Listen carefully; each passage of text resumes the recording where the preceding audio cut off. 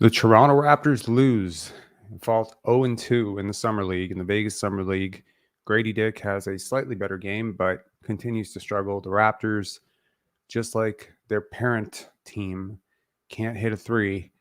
And we need to know as fans, how much are we supposed to make about this? How much are we supposed to make of Victor Wembanyama's struggles in his Summer League debut? How much should we take from Keyonte George lighting up the Los Angeles Clippers? I think there's so much to think about here, but I think generally as fans we misunderstand what the concept of summer league is and how much we're supposed to take away from this. So hit the sub up, let's hit the like, and let's talk about summer league, what we're supposed to take away from it, what we're not supposed to take away from it. We'll talk about what the Raptors did in summer league, what I liked, what I didn't like, who stood out, and maybe is there anything in two games that's really sticking out to me about the players the Raptors have brought to Vegas? And we'll also talk about the midseason tournament. Raptors assigned to Group C. We'll talk about what that could mean for the Raptors and what it means for the league in general, why this shift has occurred.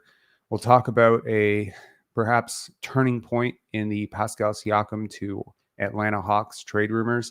The calls should come in today. The lines are open. The link is in the description. If you'd like to call in, if you want to talk about what you've seen in Summer League so far, any players sticking out to you. I've had a chance to watch a couple of the lottery, 6 or 7 of the lottery picks in depth. I do have some opinions. Again, I think Summer League can be a valuable resource, but I think people take it too far when they start reacting to this guy's a bust or this guy's great because he had 20 points, 30 points, or this guy's terrible because he missed all his free throws. So let's talk about it. The Raptors they struggle, man. They struggled hard.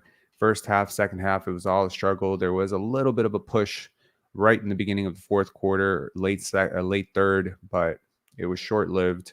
And, this was not the most talented team that you were facing, right? There isn't a lottery team. There isn't a lottery talent on the other side.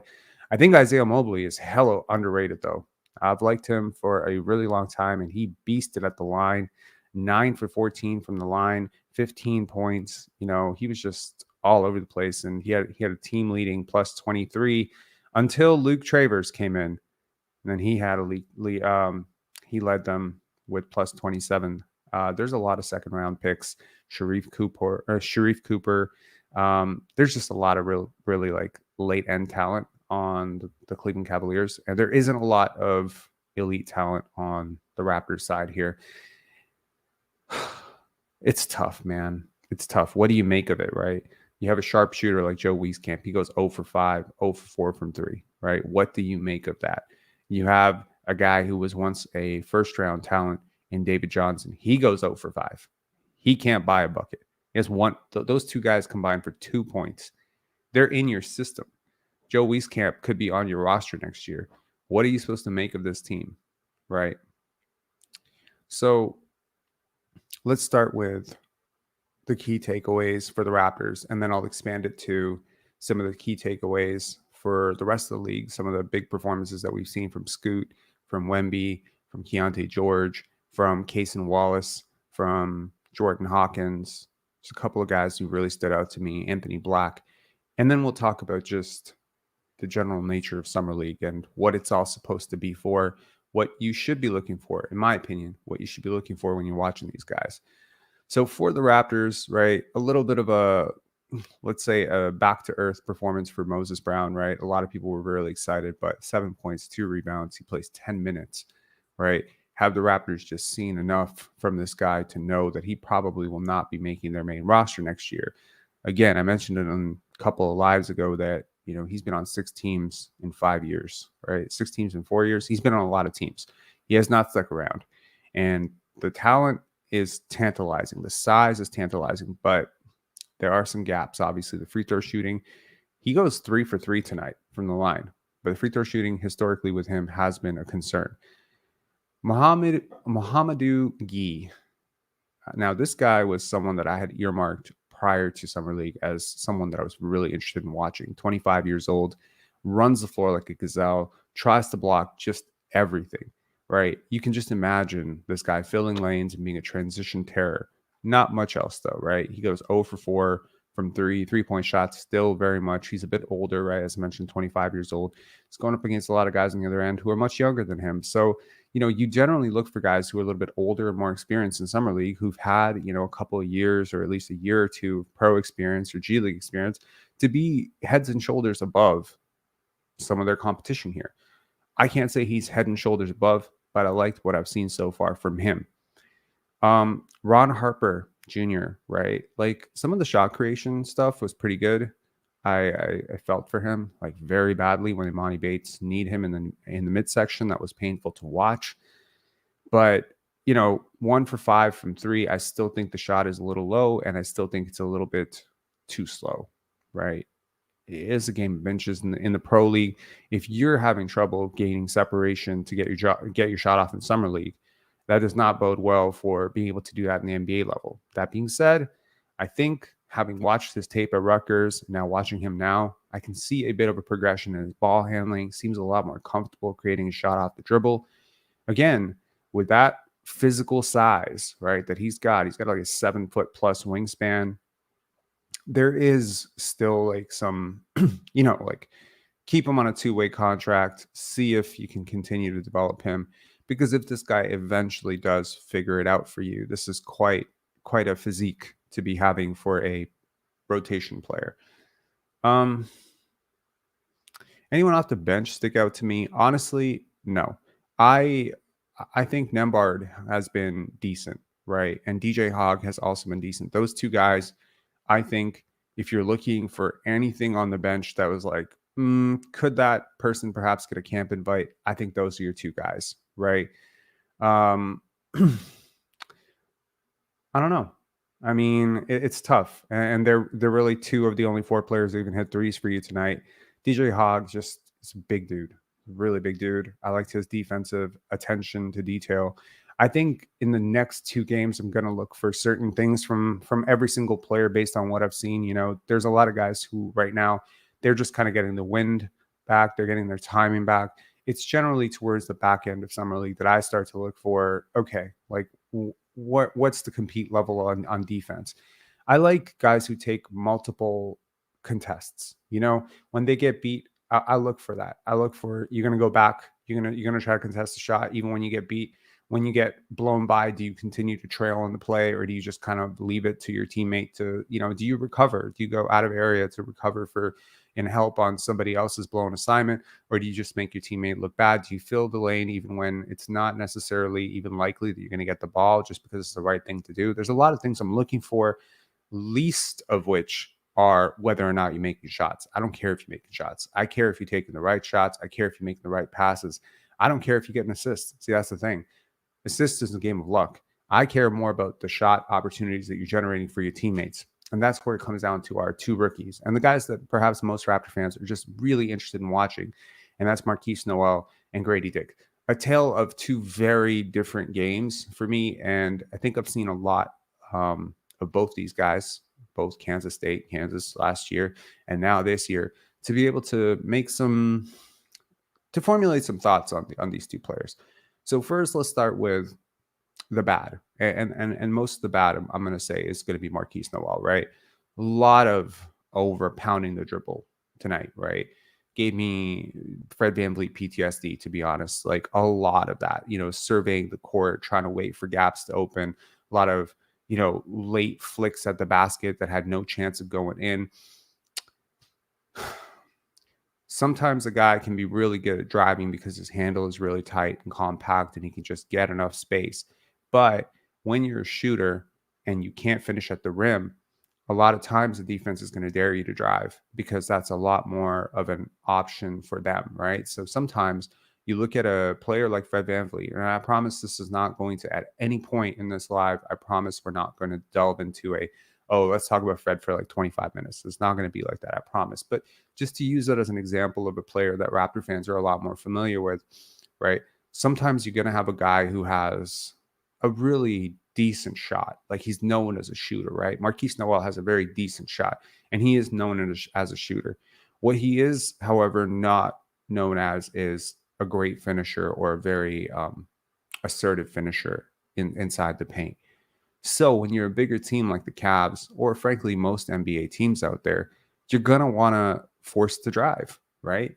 And so when you look at the analytics on drives, certain players are going to be like way up, right? They're going to be way up. But what you're not factoring is that's what the defense wants them to do. And if I'm a defender, I want this guy to drive, obviously. I don't want this guy standing 28 feet from the basket and raining threes on me, because that's where he's very effective. I want him to go into a part of the court where my size is going to basically offset his craft and his skill, because his skill level is very high. It's very high. But there are certain limitations to being that size. Now, he's often been called 5'8", 5'9", 5.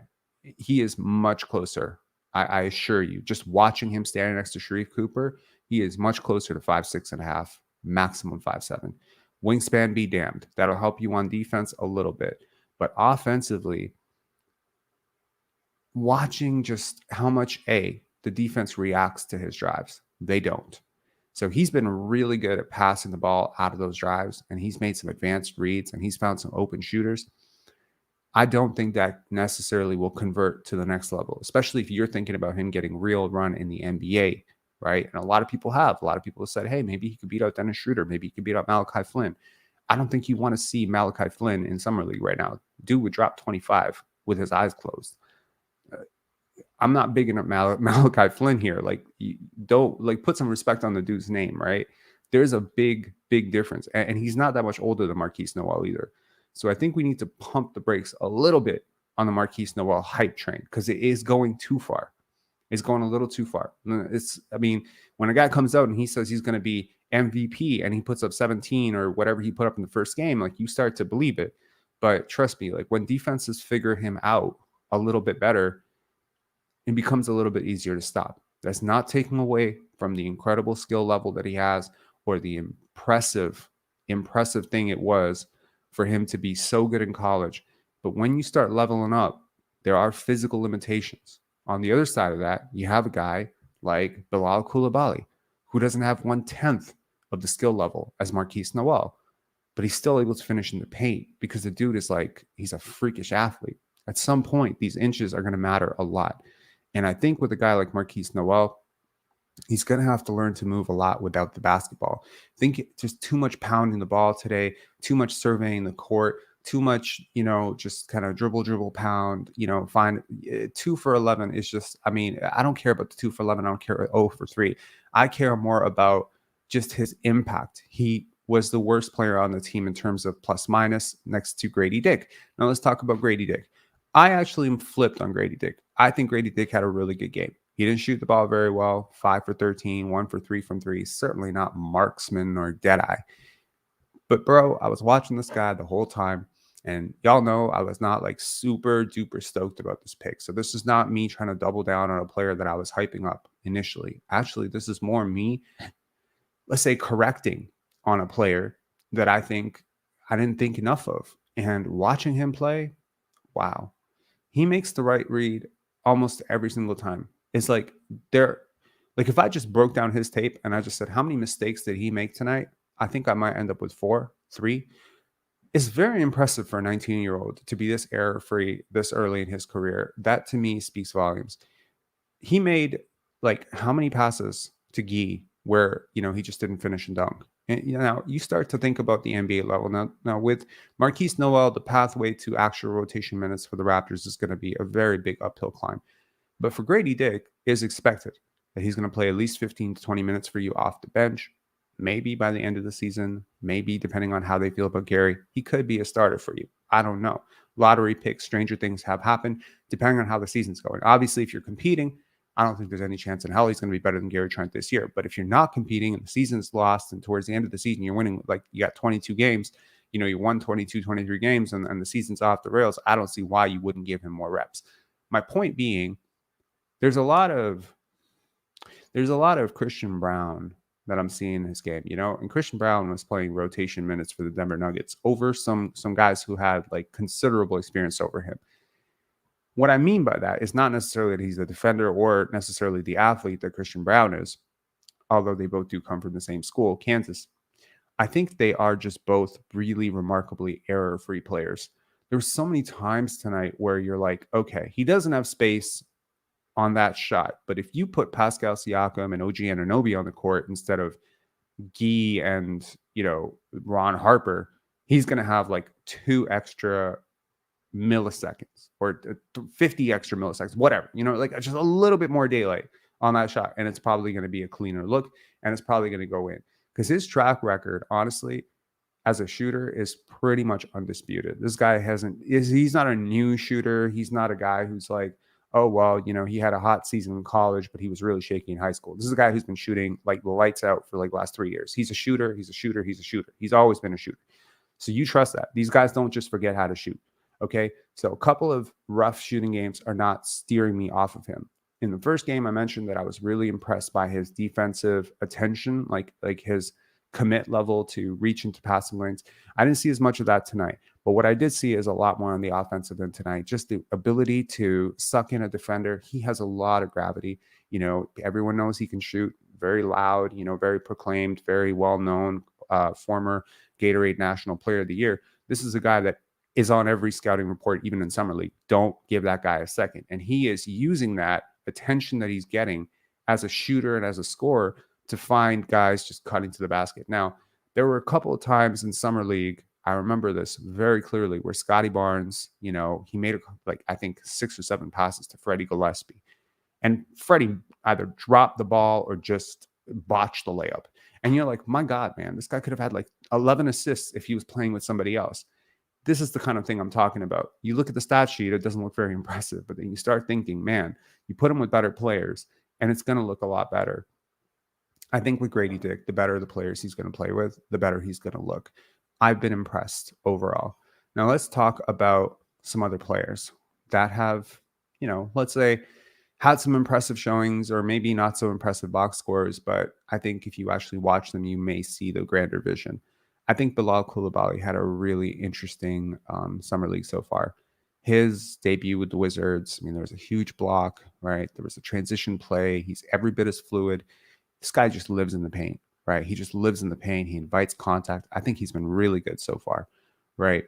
Granted, shooting is suspect as hell, right? It's shaky. Shot generation, shaky. Handle, D+, right?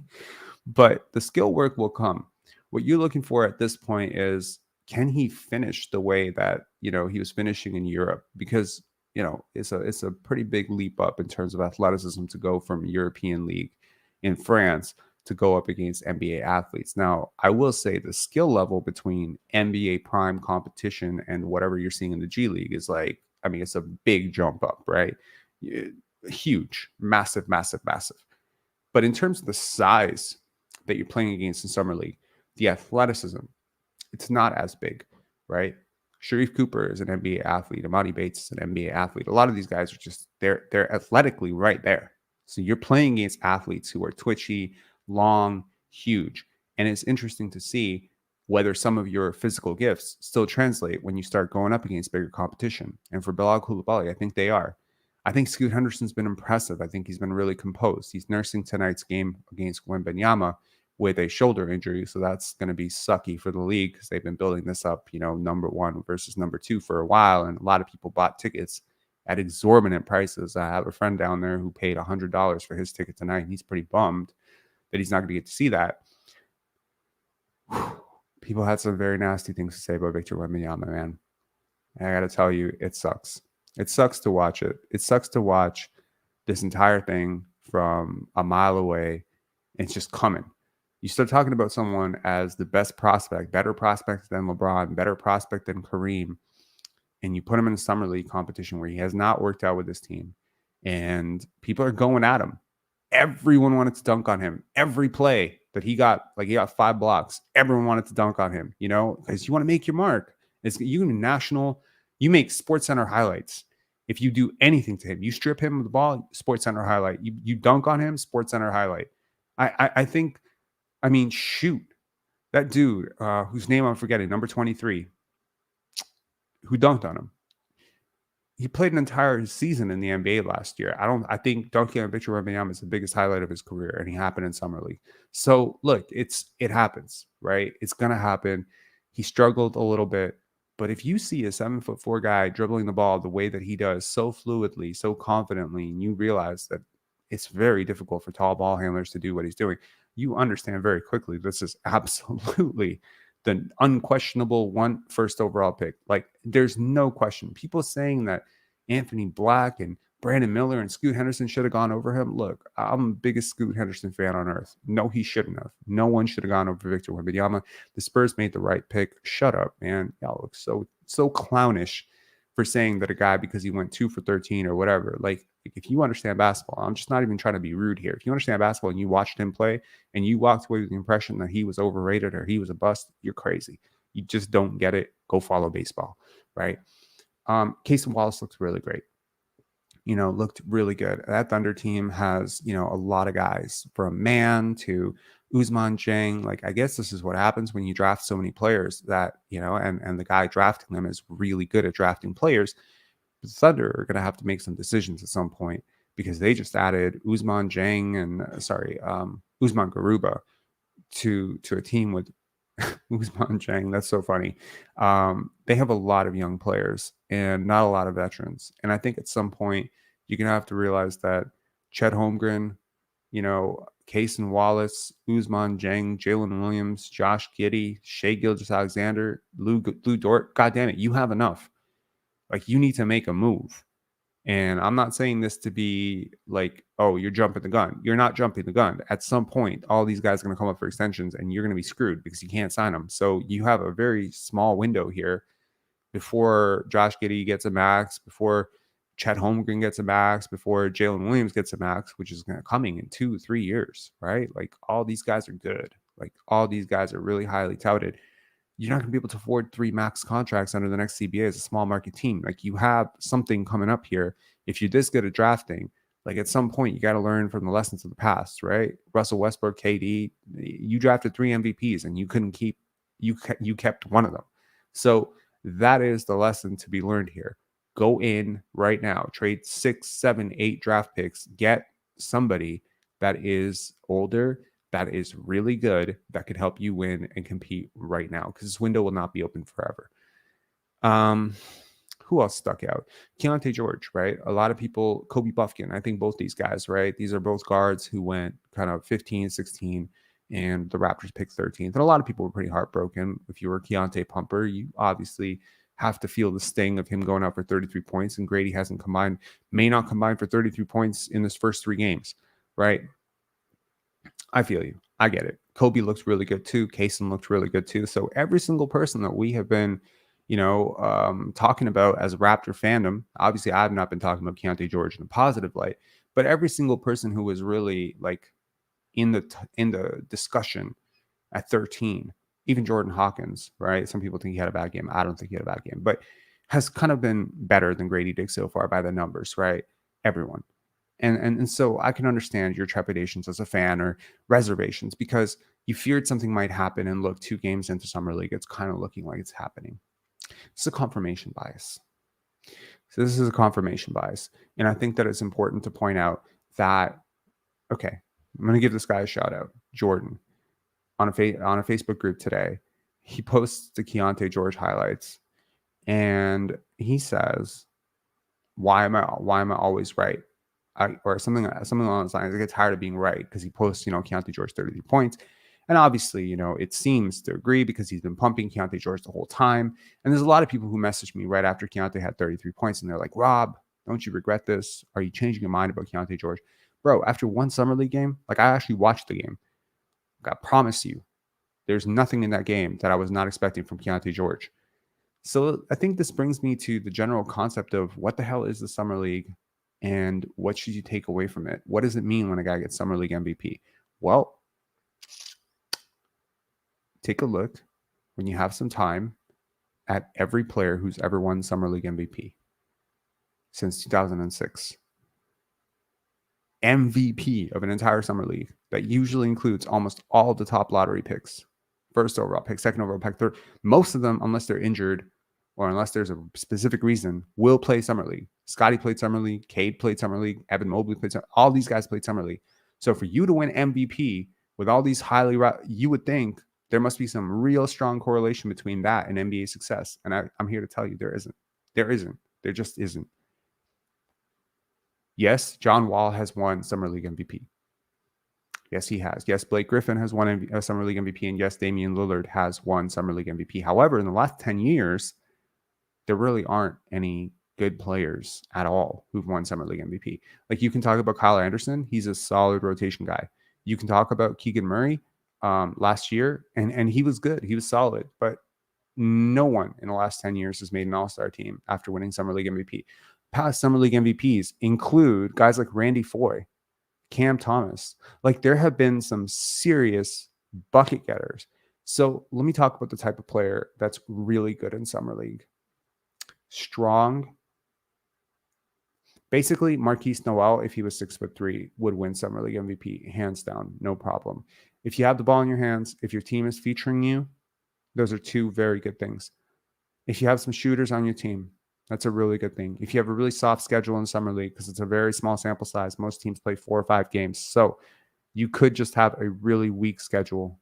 Maybe you do draw a really tough team like Detroit, or maybe a summer league powerhouse that has like 2-3 lottery teams on it, like OKC, and then maybe they rest all their guys on the game. It does matter who you're playing because the next lineup is not good.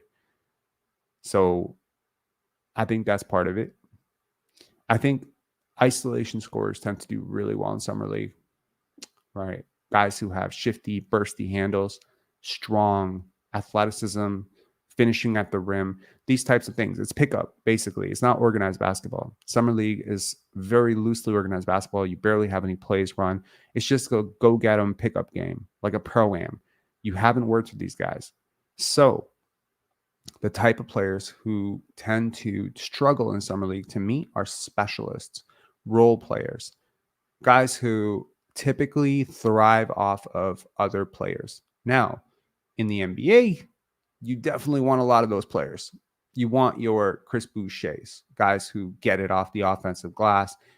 Maybe Chris Boucher is a really bad example. You want your Jakob Poeltls, right? Guys who work within a team offense. They do things. They run plays for you. They set screens.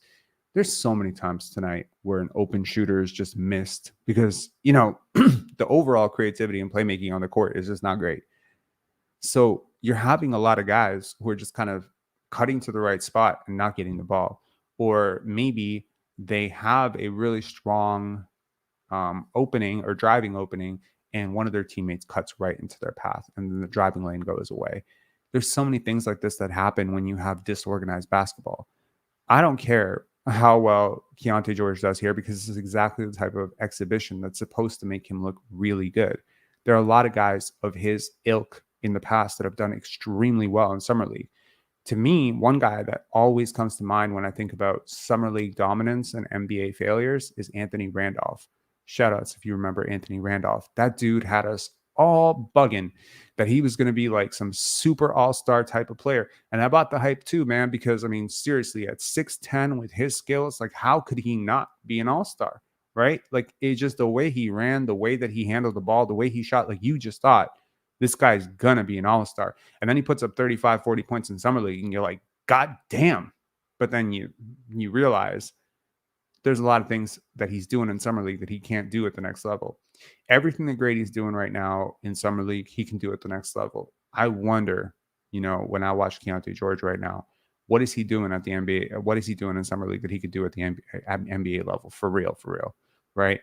I'm seeing a lot of Cam Thomas. I'm seeing maybe, a microwave score. Upside, maybe Eric Gordon. I think Grady's upside is higher. That's just my opinion. I will be perfectly not surprised if he ends up being a top 10, top 12 player in this draft. And in which case, you picked him at 16 and you look really smart. But I would be beyond shocked if he's a winning player on a really good team with a high role, like a high volume role on a really good team at some point. The defense looked suspect. The decision-making looked bad. Yes, he had 10 assists. You have to watch the game to understand how he got them. It's not shade. Honestly, if Gradey Dick had 33 points and 10 assists, I'm sure most people will be singing like he should start next year, trade everybody, build the whole thing around Gradey Dick. He's Larry Bird. That's the overreaction. That's the overreaction. We cannot overreact to ups and downs in summer league. So if Victor Wembanyama comes out tonight and he drops 35 points, it doesn't matter. And if he comes out tonight and he drops 3 points, it doesn't matter. Okay. What I'm looking for is things that scale, and things that don't scale don't matter to me. Here are a couple things that scale. Effort. I want to know how hard you run the court, because that's going to translate. I look for lateral quickness for sure, because whether you're guarding Sharif Cooper or Darius Garland, you're going to have to move your feet east-west, and I want to see how well you do that. I want to see how you move. I want to see your compete level on recoveries. Everyone's going to get beat. Everyone's going to get beat. I want to see if you keep chasing. Gradey gave up on a few plays tonight that I was very disappointed with. There was a couple of times where he got beat and he just kind of watched the guy take the shot. And I don't like to see that. I understand his conditioning may be suspect right now because he hasn't played competitive basketball since March Madness, but I like Joe Wieskamp's compete level just a lot better. I also look at how quickly you get your shot off, because look, there may be or may not be more space for you at the NBA level. Most likely playing with better players, shooters are going to have a little bit more space. So I'm looking for how quick that ball hits your hand and how quick it leaves your hand. Gradey, to his credit, the ball left his hand very quickly, and he got off some very clean looks. He just didn't make a lot of them. Joe Wieskamp, a guy that I was very, very excited about last year, release looks a little bit slow, maybe. Seems to really struggle to gain separation. Ball handling isn't nearly dynamic enough. Maybe the size is also impacting. He's about 6'6". His compete level on defense was much more impressive. And, his hops and athleticism really do show up in transition. And when he's kind of late on a contest, he can still recover a little bit better than most. He's got that long wingspan. But just offensively, I think that he really struggled. And it was very easy for people to bump him off the line, and he couldn't do very much else. So I think he needs major work. Nothing I've seen from Joe Wieskamp in the first 2 games suggests to me that he's taken a massive step, which brings me to my final point. This is what I really look for in Summer League. I look for improvement. I look for progress. I look for what players have done. This is really this for most of these guys. The season's been over for a couple months.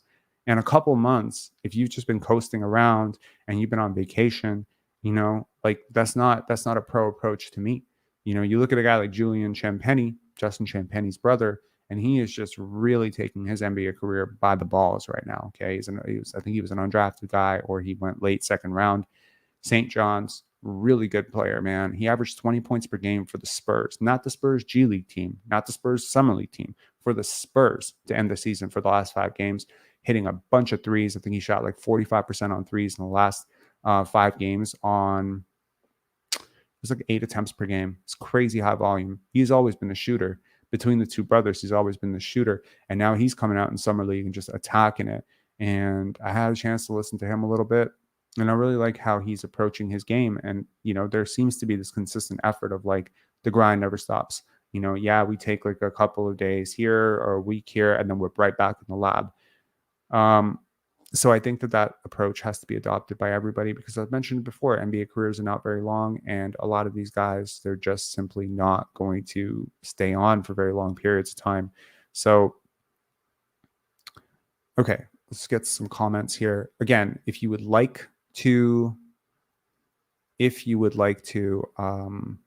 call in, the link is open. So by all means, definitely call in. Hang on, just figure this out here. Okay. Yeah, that's fact. Okay. So specifically to the Raptors, look, the Atlanta Hawks are a very notoriously cheap franchise. They have been for a very long time.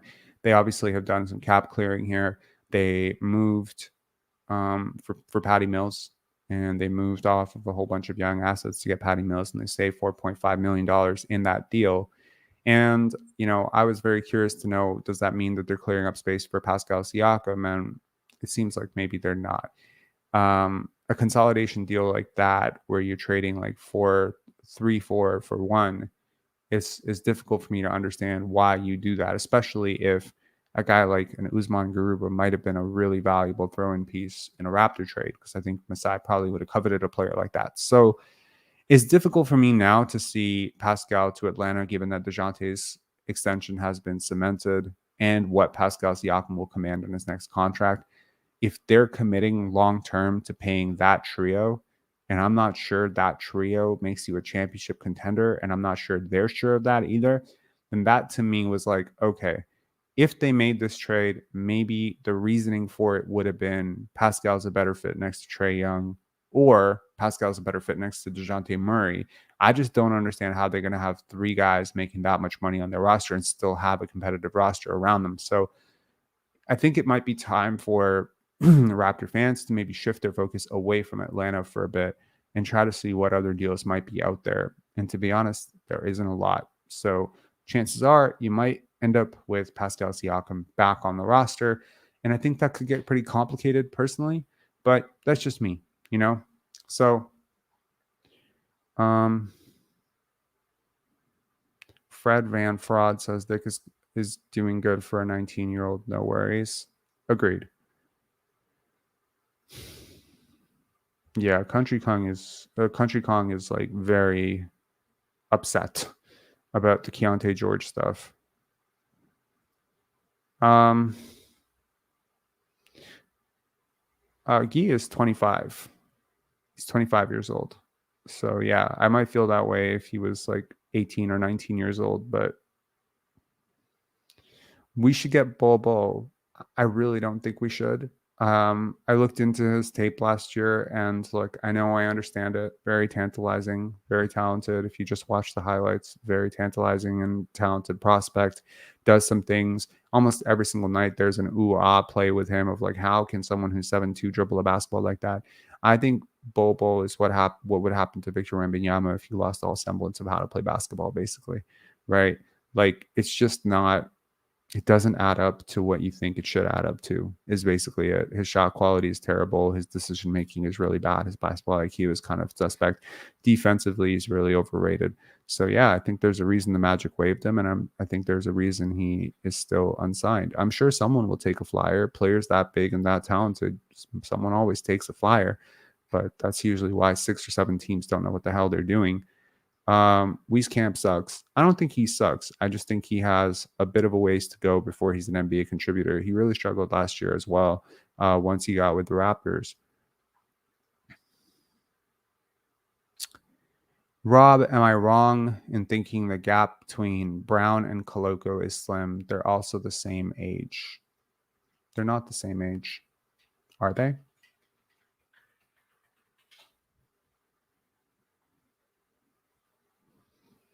They're not the same age at all.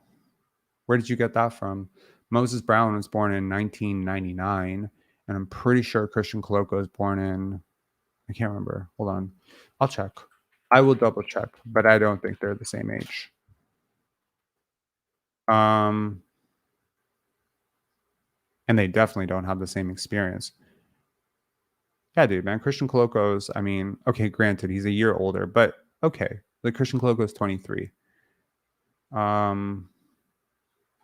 don't think they're the same age, though. And the experience factor has to count for something. Christian Koloko started playing basketball later than Moses Brown. And there is a huge difference in terms of, their defensive upside. Like, yes, Moses Brown is a much more productive player than Christian Koloko. Per 100 possessions, he smokes them out of the water. I looked at the stats. I was shocked. I think Christian Koloko is like 10 and 10 or 11 and 11 on man, 11 and 11 per 100, and Moses Brown was like 25 and 25. It was ridiculous. So Moses Brown is obviously a very productive basketball player, and he's a very big boy, But the difference here is once Christian Koloko does put on some weight and he does get his body up to an NBA level, which he certainly should and could, then I think that a lot of the other stuff that he does well, specifically defensively, can make him a much, much better player than Moses Brown.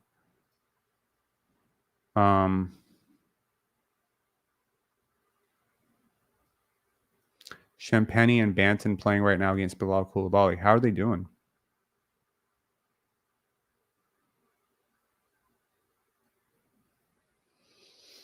Yeah, I'm very curious to see how they're doing. I'm like, I'm always gonna root for the Champagne brothers, man. I don't know why. There's just like a connection that goes deep. Like you're, ha ha ha ha ha. Very funny. Um, Moses Brown or Hassan Whiteside. Honestly, it's you're telling me tomato tomato. Probably Hassan Whiteside. Yo, what's up?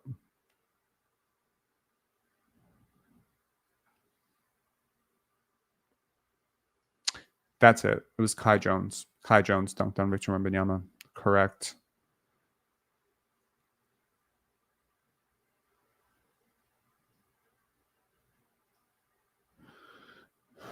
Yeah. That is definitely one player that's going to haunt me a little bit. And I mean, look, I'm open to being wrong. Maybe I'm wrong, but I had Jordan very high on my board. Another guy that I had really high on my board that blew me away in summer league was Anthony Black. Just how composed he is for a player his age. And the other thing that I think summer league can show you is what new wrinkles a player has added to their game since the college season ended. So when you watched him last to when you watch him now, does the shot look different? Does the handle look better? Does he look slimmer? Does he look heavier? Does he look stronger? Et cetera, et cetera.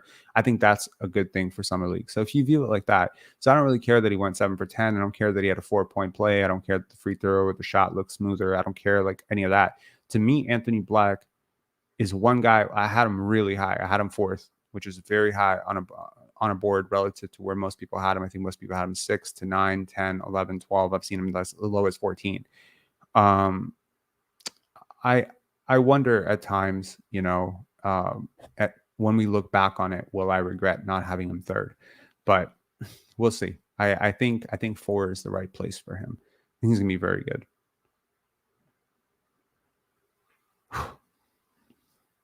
Yeah, man. And big respect to Jabari Smith Jr., man, saying, the quote of the day is kind of circulating all over the internet. Like, I'm 20 years old. Why wouldn't I be here? No ego. He went number 3 overall last year. Certainly could have ducked it. Certainly didn't have to come out and do it, but he wants to hoop. He wants to get better. I had him over Paolo last year. People have clowned me mercilessly, and I've been wrong as hell so far. I remain very much hopeful in him as an NBA player. I'll not quit on that dude, or nor will I quit on Dyson Daniels, another player that was very high in the lottery last year. I like both those guys a lot, and I think over some period of time, like give it 3-4 years, I think they're going to be really solid pros. For real, he is.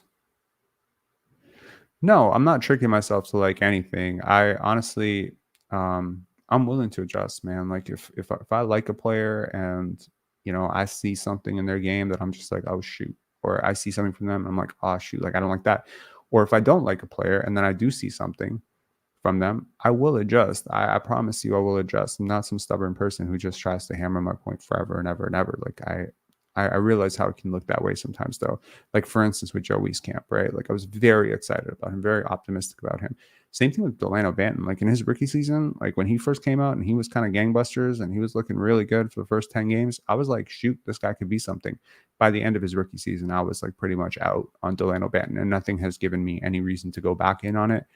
Um, in terms of, okay, we'll talk about the general roster for the Raptors, and we'll talk about the play-in tournament.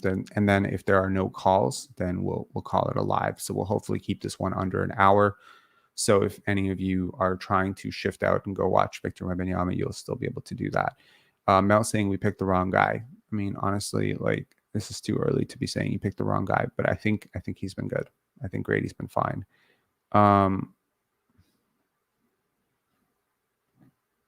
Dude, like again, same charge, same response.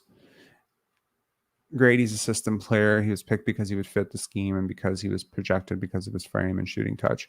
I think that's fair, but OG Anunoby was a system player, right? Like OG probably would not do well in a summer league setting. Now, granted, he didn't play summer league initially because he was injured. But I think that a guy like OG would have struggled in the same way. It doesn't mean shit to me, honestly. Like to me, basketball is a 5-on-5 game. Summer league is a lot of one-on-one stuff. Guys how do you call in 2K teacher? There's a link in the bio. There should be at least. Let me just double check that there is. If you look at the description, there's like a link. You just call in. If you have Chrome, ideally, right? So it's a StreamYard link. It says call in link, StreamYard. So if you call in, I'll be able to let you on, and then you can say whatever you want. Okay. Raptors next year. I understand maybe some people are feeling a little bit like, oof, we lost Fred. We got Jakob, Scottie, and Pascal, non-shooters. What does this team look like? What's the future? What's the hope? I think we'll save that discussion for the end. But let's talk first about the Summer League play-in. So hang on, let me bring that graphic up. So the Raptors, they're assigned to Group C for the NBA's new in-season Summer League tournament. Sorry, not Summer League tournament, in-season tournament. And most likely the finals will be played in Vegas. The caveats here are $500,000 a piece for players on the winning team, two-way guys. Edmund, just hang tight, man. I'm just going to cover this and then we'll talk. So it's $500,000 a piece for the winning team for every single player. It'll be halved for two-way guys, depending on how much they play, $200,000 a piece for the runner-up, and $100,000 a piece for the guys on the team that lose in the semifinals, $50,000 for guys who lose in the quarterfinals. The concept of this has been kicked around in the league office for about 15 years now, and they're trying to mimic what they were trying to do with soccer effectively. So groups, it's kind of weird, the group thing, but it's based on this year's seeding. So Group C, the Raptors are going to be in Group C. It's going to be Boston, Brooklyn, Toronto, Chicago, and Orlando. Some people said the Raptors have a really easy group. I think the Raptors have a really difficult group, if you want my honest opinion. The guys who are going to be most motivated to win this are going to be guys on rookie deals. I'll tell you right now, because $500,000 a year is not doing shit for a lot of guys. But that Orlando team with $500,000, all those lottery picks who are having to pay all that money, late second round picks, early second round picks, they have a really young roster with a lot of guys who don't make a lot of money. $500,000 can be very motivating for them. You look at a team like Brooklyn, they also have a lot of snipers and, good players who don't make as much money. And Boston, it could just be a pride thing, wanting to be the first. They're a legacy franchise. I don't think the Raptors have an easy group at all. Now, obviously, you're going to have like someone in your group that's going to be tough. So you could have had a tougher group. For instance, Group A is really tough. Philadelphia, Cleveland, Atlanta, Indiana, and Detroit. There's a very good chance that 4 of those teams could be pretty damn good this year. Milwaukee, New York, Miami, Washington, Charlotte. I think Group B is probably the easiest, if you want my honest opinion. If Miami doesn't get Dame, I think Group B would have been the group I would have wanted to be in. But I can understand why people are saying Group C is going to be easy, probably because, they assume Chicago and Orlando are a cakewalk. But teams like this are not competing for championships. They can become very dangerous in a situation like this. It starts in November, so this is going to start really early. The way that it works is, it's a little bit funky, but let's just try to see if we can break it down. So games start on November 3rd. They're going to be played mostly on Tuesdays and Fridays, except for November 7th, when the NBA will play no games in order to commemorate Election Day. The Final Four will be in Vegas.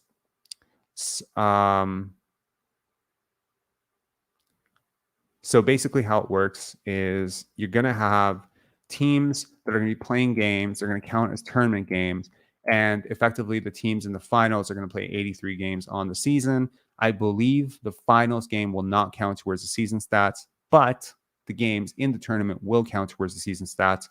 And at the end, they'll announce the first Summer League. It's hard for me to not keep saying Summer League in-season tournament champion. Now, what is the theory behind this, and why do I like it? Why do I not like it? Okay, first of all, I like it.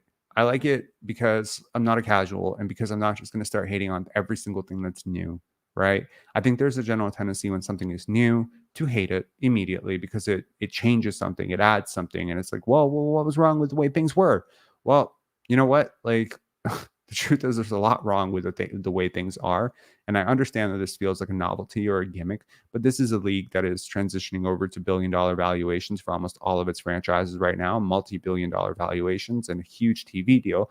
And those TV deals are going to come with, hey, we need fans to get really interested about the play-in tournament, Summer League, trade deadline. The NBA is a 24/7 league, and kudos to them, because I'll tell you, if the NBA was a stock chart and the NFL was a stock chart and FIBA was a stock chart and NFL, everything was a stock chart. Like every single sport was a stock chart. And we start in the 80s. No sport has done as well as soccer and basketball, like for sure. Like those two sports are taking over. They're the fastest growing sports in the world, obviously for a reason, because you don't need a lot of equipment to play it, and you can play it in expanding countries and third world countries. People can still play basketball and soccer, but also because as the internet becomes more prevalent, these are the teams and these are the sports that people want to see, because these are the sports that people actually play. So that being said, you need something to weather people over. The All-Star game and All-Star event and All-Star everything has been a bit of a flop. So that mid-season stuff, you just need things to break up the season, right? Because that's how you exaggerate the length of a season, right? You don't want the season to become a grind. You don't want teams to start taking the regular season not very seriously. And quite frankly, a lot of teams do. They don't tune up until January. Well, now your fans and the people watching on television are watching lackluster basketball until January, when teams decide to start ramping it up. So this will create a bit of an incentive. I don't think it's enough of incentive, though. So here's how I would change it. I would certainly add some sort of, here's what I would do. I would add a lottery pick. Okay. I would add a lottery pick. I would add a 15th lottery pick. And basically, if you win this, then you automatically qualify for the 5th best odds for the lottery the next year. Now, that would raise the stakes massively from an organization standpoint, maybe not from a player standpoint, but now you have both. So you have the organization very motivated. You have the players motivated because they have $500,000. So I would probably do it like that. Now, is it fair to award a team that's that good a top 5, thing? Maybe not, but maybe it is basically like incentivizing it heavily.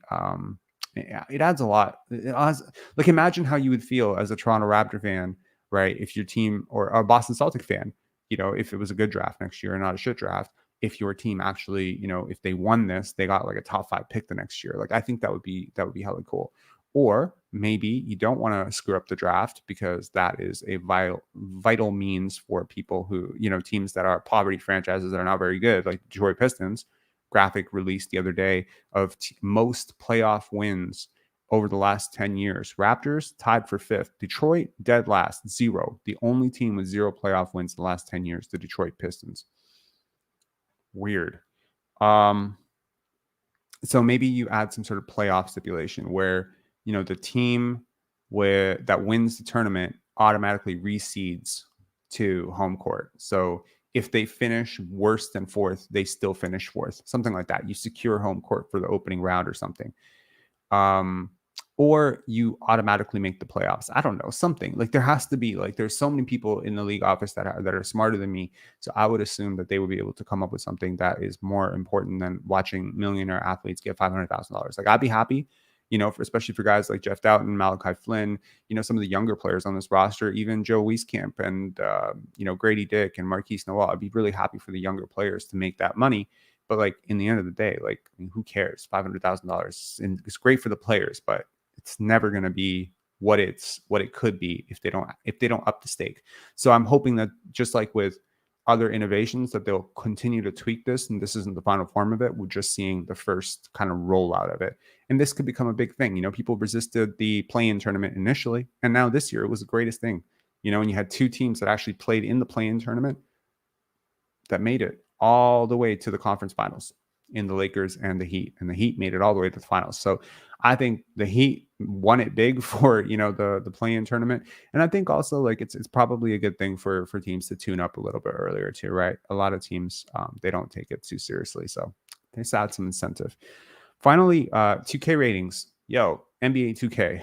I know how you figure out your ratings. I've been playing your game since NBA 2K. I've been playing since 2K. Allen Iverson, 2K, 2K1, 2K2, 2K3.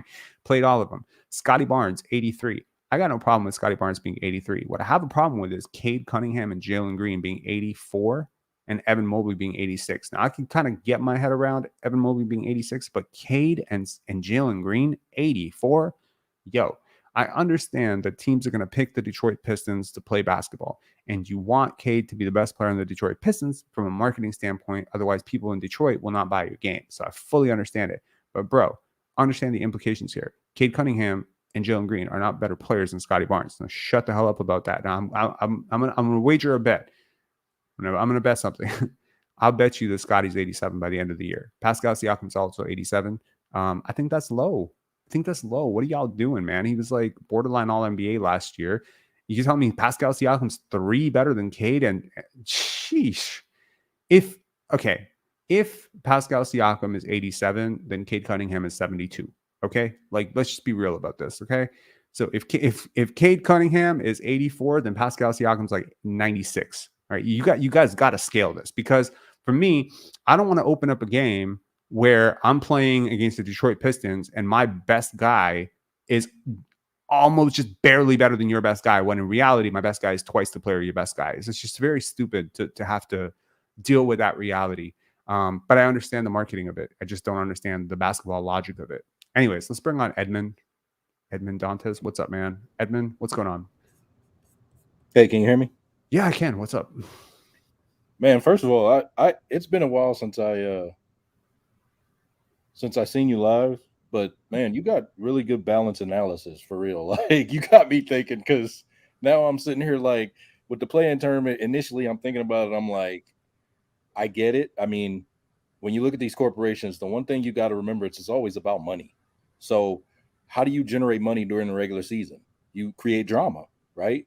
That's what the Totally. NFL does. You know, that's why they're adding Thursday night games, even though they really shouldn't. But it's about money. So then you got me thinking about the ideas that you had in terms of making it better. Now, my question is, when is the whatever it's called, the in-season tournament? When is it? November 3rd. See, I would have made it closer to the end of the season. And the reason I would have done that is because that's when those better teams are going to be guaranteed to not rest starters as much. Everybody's fighting for playoff position, right?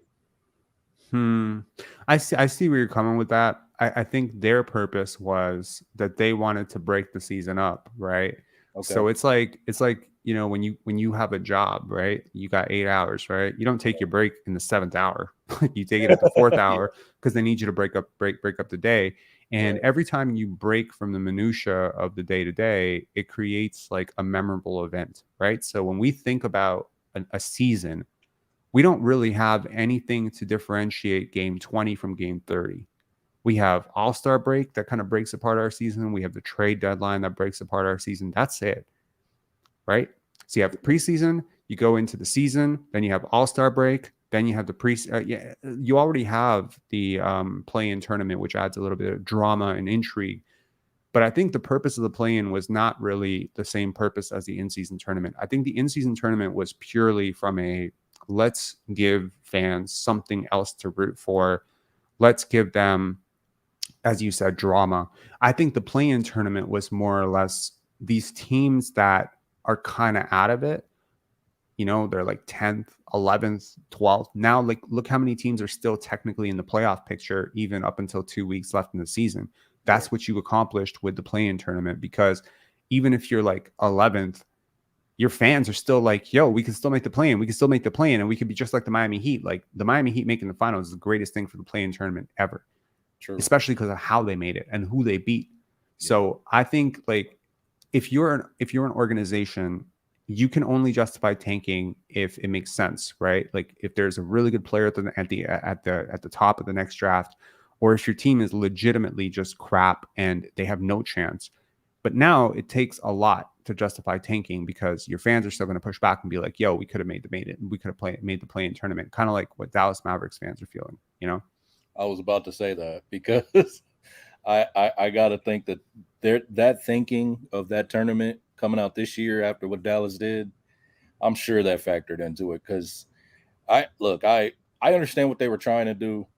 I don't know if I've ever seen a team that has, what most would call an elite player or top 5, top 10 player, and they have a shot at making it with what 5 games left or whatever it was, and they just say, "Nah, we're gonna tank."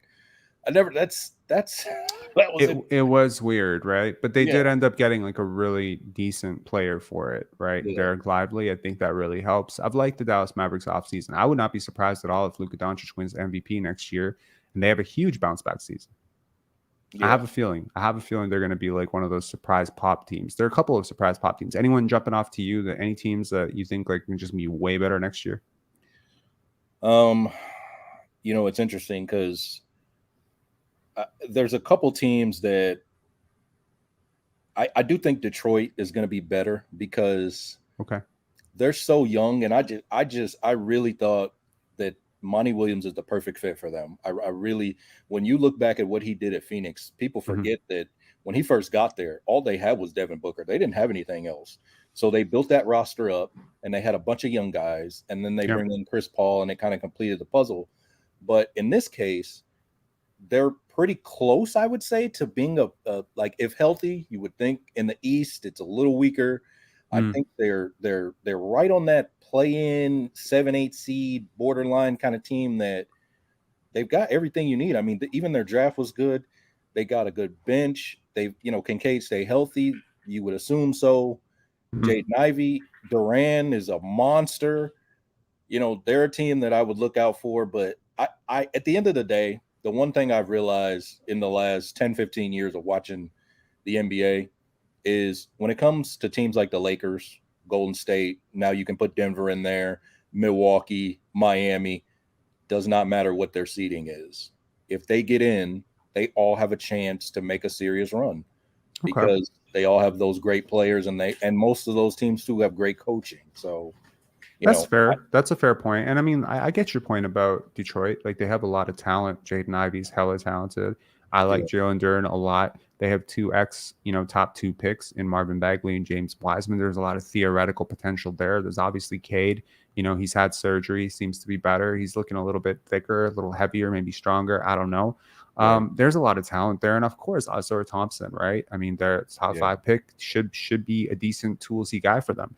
But I'm gonna push back on that. So I'm gonna list out a team, and I'm gonna ask you if you think the Detroit Pistons are gonna be better than them, and then we'll see how realistic their play-in odds are. Okay. So I'll start right with the maybe not so like the obvious ones. So the Bucks. Okay. No. Celtics. No. Okay. Sixers. No. Okay, that's 3. Cavaliers. No. So that's 4. Knicks. The Knicks are always in that kind of middle ground where they're like good enough to be bad, bad enough to be good.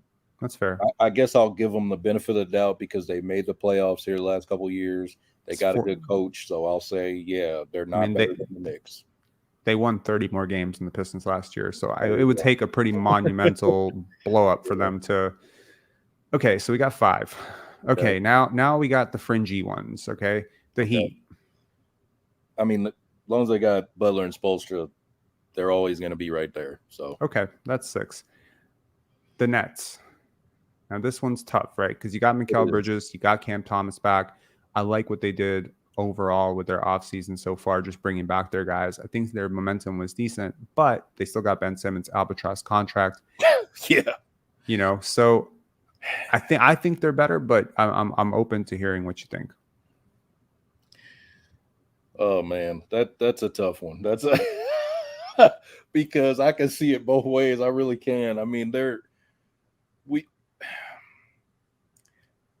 that's tough. I think the Pistons are more talented than they are, but I do think the Nets overall, I mean, after KD left, they didn't just sink to the bottom of the standings. You think, I get the theory of Jaden Ivey's potential, but do you think he's like a better scorer, bucket getter than Cam? Oh, man. I can't say that having only seen one season of Jaden Ivey, so no. Yeah. So I mean, I like Nick Claxton. I like a lot of what's on their bench, and I really like their coach. So I mean, granted, now coaching is a major strength also for Detroit because I mean they paid Monty the bag. So I'm curious. I mean, there's a lot of things that can change when a team gets a new coach, but I was just kind of curious about that. So we'll put the Nets on the bubble, right? So we got one on the bubble at least. The Bulls. The Bulls brought back everybody. They got DeMar. They got Zach LaVine, but they don't have Lonzo. They still have Alex Caruso. They still have Nick Vucevic. They still have Pat Williams. They have Kobe White back. He's back. They may get Io back. I don't know. You think they're better than the Bulls? It's tough because I'm actually a lifelong Bulls fan that kind of transitioned to being a Raptors fan in 2010. Okay. What caused the shift? 2010, bro. Yeah, 2010. What made you were so bad for so long, and then after Rose got hurt and you knew he wasn't going to be the same, it just became disheartening. Like, that was really tough. Where are you calling from? Just curious. I live in Illinois. I don't live in Chicago. I live about 4 hours away from Chicago. I'm American, so I was like, I knew the accent the minute you called in. I was like, all right. Yeah. Yeah, we got another American in line right now too, in Lane. He's calling in from Ohio. So Okay. yeah. Okay. So we got that. But how are you feeling about the Bulls? The Bulls right now are the picture of mediocrity. I don't understand why you're giving DeMar DeRozan an extension when he's never been a playoff performer. He is literally, not that I'm the biggest analytics guy, but he takes mid-ranges, right? I mean, he doesn't really shoot threes that much. He makes a lot of mid-range shots, though. He's really good at it. Like Vucevic, I can at least see, because he's a very, very good offensive center. He doesn't protect the rim at all. LaVine is a very good scorer, but not an elite player. So they're certainly paying him like he's an elite player. Yes, I mean it's the weirdest. Oh man, it's tough. It happens. Like when you jam yourself into the middle corner, you kind of keep having to double down on that. And I understand from their perspective, but they also have no chance, right? They are the definition of mediocrity. So I'll put them in the Pistons group of it could be better, could be worse. Okay. Hawks. Never thought Trae Young was elite. His playoff performances prove that, shooting 40% and then 32%. But if Hawks versus Pistons in a play-in, you would take? I probably would take the Pistons, because I think that whoever Capella against Durant, I think Capella's a better player, but I think overall I probably will give the Pistons the edge team-wise, right?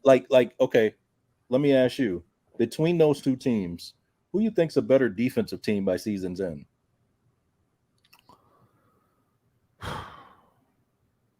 I'm going Pistons.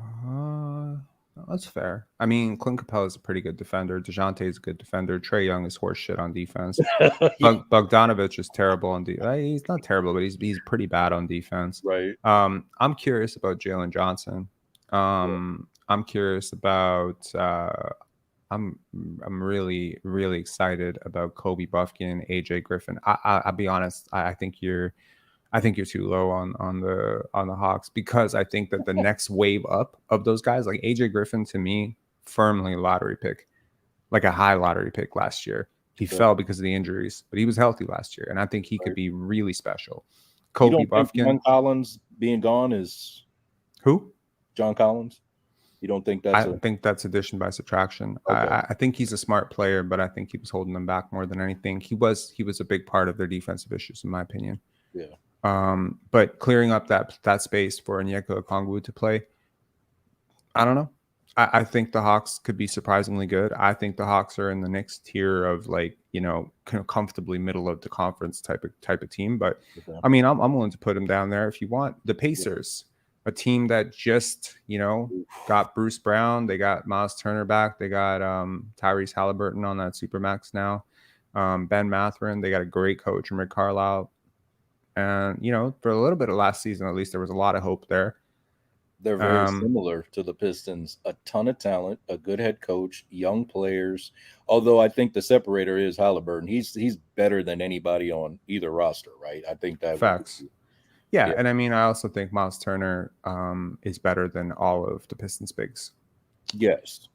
right now. Jalen Duren may end up being much better than him down the line, but Jalen Right. Duren's still 19 years old, Right. and they have a bit of a poo-poo platter of, you know, bigs that just haven't worked out in the league. Right. From a roster building perspective, I don't really understand what Troy Weaver is doing in Detroit, to be honest. I haven't understood a lot of the picks. I loved the Jalen Duren pick. Okay. I'm cool with the Jaden Ivey pick. Okay. I'm okay with Usher Thompson, although I probably would have picked Anthony Black in that situation. So, but I mean, Anthony Black and Cade Cunningham and Jalen, you know, like you get into a little bit of a logjam, but to me, it's like weird. So we'll put them in the same tier. And then we have, you know, the Raptors and Magic, because I think we can agree that the Hornets and Wizards are going to be the bottom of the East this year. So the Raptors and Magic, where do you see the Raptors and where do you see the Magic in relation to the Pistons? Well, I mean, you look at, they don't have an answer for Pascal Siakam. Like, True. So I would probably give them the edge. I mean, it's not like the Raptors have bad players. It's really just a matter of just fit, chemistry, coaching, which are all hopefully fixed. And then over the Magic, this is tough. Magic are very talented. Franz Wagner, Paolo Banchero, like, shoot, man. What makes them like they beat Boston 3 or 4 times last year? Right? They did. They beat them twice, and then, you know, they went into Boston, beat them. They were, in fact, the flip point of the season for the Raptors, going down to Orlando, losing twice down there. Yeah, they were the worst team in the league at that point. They finished the season very strong. I often look at that as an indicator, like, who were you after the All-Star break? They were better. I'm not really sold on Paolo being like some superstar guy, but I do think he's shown better than Cade so far because he's been healthier. Right. No, I'm not really sold on him as a superstar just because I don't think he's overly efficient, and I think he also takes a lot of mid-range shots, and I don't really love his defense. I'm not saying superstar, but I could see definite all-star. I'm actually a little bit higher on Franz Wagner on that team than I am on anybody on either team. I think, like, if I had to do a draft between Pistons players and Magic players, I think Franz may go number 1 in that draft. Yeah, because he's got a look. It's almost like they got too many guys to a certain degree, right? I think when you got Franz, the Magic, you got because they got Cole Anthony, Jalen Suggs, like, they got a lot of guys, and they should probably move off of some of those guys. And they just added 2 lottery picks this year, right? Yeah. But you know what I mean? Like, I like their players. Like, that team is damn talented. Jeff Weltman, and now they've promoted Anthony Parker, who I love. I really love Anthony Parker as just a professional and a smart guy, super smart player. Right. And how I think he's just transitioned up to the GM role. I think it's just like there's like so many years where the Magic were kind of like a joke franchise in the NBA. Yes. Like, I'm sure you've watched NBA long enough to remember those days. Oh, yeah. They're not a joke franchise anymore. They're like a serious franchise that is super, super high class, run really well. I really like them. So I'm a really big fan of what the Magic have done so far. So I would give them the edge over the Pistons, but I can see why you don't have them in the same range. So as far as I see it, you have 3 teams definitively below the Pistons, which include the Atlanta Hawks. You have 4 teams with them and 7 teams above them. So I can understand where you came to the conclusion that they're a play-in team for sure. And I'm kind of in the same place. I definitely wouldn't be like, Cade is talented. Jalen Duren is hard to stop on the glass. Will they play him though? That I'm curious about, because they started James Wiseman over him last year for some inexplicable reason, and I do not understand why. They have Bogdanovich, they have Usher Thompson, like, they have a lot of talent. Can they bring it together? Can Cade be a leader for that team? Can Monty really instill like the confidence in these young players and break some of the bad habits that they picked up under Dwayne Casey? I'll be very curious to see it. I'll be watching with fainted breath. Yeah. I agree. Yeah. The pieces are there for a lot of these teams, Magic included, Pistons. And it's one of those things though, like, if the Pistons are a playoff team this year, I will say this: if they wind up making a play-in or be a playoff team, it means Cade's healthy and he's scoring at least 20 points a game in my eyes. Interesting. Yeah. So I think, like, so Cade's been considered a point guard for most of his NBA career, most of his high school career, most of his college career. He's always been considered this kind of jumbo playmaker. And my big thing with him coming out was I thought he was overstated a little bit. Because he was just very advanced skill wise for his age, like really advanced. You watched him when he was 16 and it was like, who is this 20-year-old playing with 16-year-olds? Like, because he was just so far along. Yeah. And I think that a lot of the other guys who weren't as far along in the skills department as him and maybe the size department have sort of caught up with him. He's kind of like an early growth spurt, candidate guy. The other thing is, like, everyone always said he was 6'8". And then I remember a picture of my friend standing next to Cade Cunningham, and my friend's like a good 6'4", and Cade was just barely taller than him. And I was like, this dude is not 6'8". And I think that they've corrected that now as 6'6", and I think that really changes the trajectory of what we're talking about when we say jumbo playmakers, because obviously. And then the third thing is, I don't think he's a point guard. I think he's a really, really solid shooting guard. And I think, if he makes 3-4 all-star teams, I wouldn't be surprised. But I don't think he's a point guard. I think his turnover rate has been really high. I ranked out this might shock you. I've ranked out every single player from the 2021 draft in terms of win shares. Okay. Cade's dead bottom.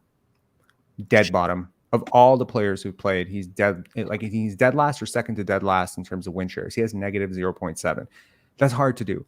It's because he turns the ball over a lot. He uses the ball a lot. He has a really high usage. So the early thought process with really high lottery picks is you overload them with a role that they're not ready for in the hopes that they grow into it. Right. 2 years in, he hasn't really grown into it, but he's had a lot of injuries. So I'm hoping for a healthy year from Cade. I hope that we see him blossom, because a lot of people are obviously, invested in that. And I think, he's really a big hope for them, because if it's not him, who is it? Jalen Duren is not a guy that you build an entire franchise around. I think he could be a guy. I don't think he's the guy. Ivy. I think Ivy's better as a 2 or a 3 or whatever it is, but not a 1.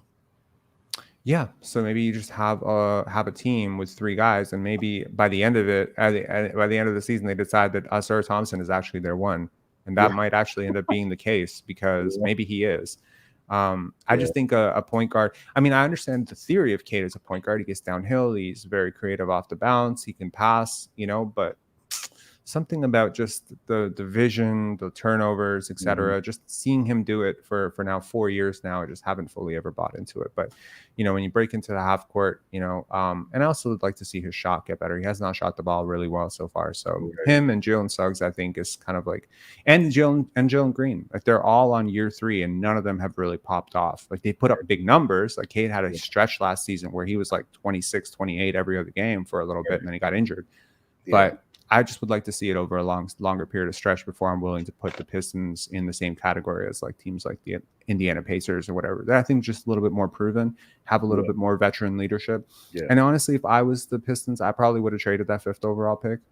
Or I would have picked like a long-term, like MVP level, type of prospect. Or actually, the player that I really wish that they would have gotten, no shade towards Ausar Thompson, is Jarris Walker.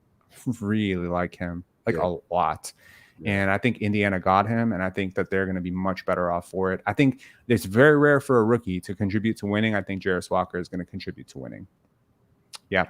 That's what every team aims for. I mean, and yet 3 rookies a year will be lucky to contribute to winning. Most of them contribute to losing. But I mean, maybe you feel the same way as I do. That is Jalen Green in a nutshell. I was low on him in the draft when he was in there. I was like, wait a minute. I'm taking a guy who shoots 40%. I mean, him being 18, 19, that's the appeal. But he was going up against grown men in the G League, right? Yeah. That's fair. But it's been 2 years. Hasn't really gotten that much better. Now, I do think having a good coach like he has now, that will help, because I don't think Udoka is going to allow him. I mean, he takes shots like he's Jason Tatum or Jason Tatum size, and he's not. Like, you be like, man, what is he doing? Like, but he brings in, veterans like Brooks, Van Fleet, and presumably Van Fleet being a point guard, that to get those guys shots, and perhaps it'll make him a little bit more efficient, because he can't make him any more inefficient. So that'll be, exactly. Like, I think Van Vliet hit it on the head. He said, well, the where we are as a franchise, there's really nowhere else to go but up. And I was just like, ain't that the truth, man? Because, look, I think look, the reports are on Dylan Brooks that his contract is more than 80 million. It actually might coming in closer to 90 million, which is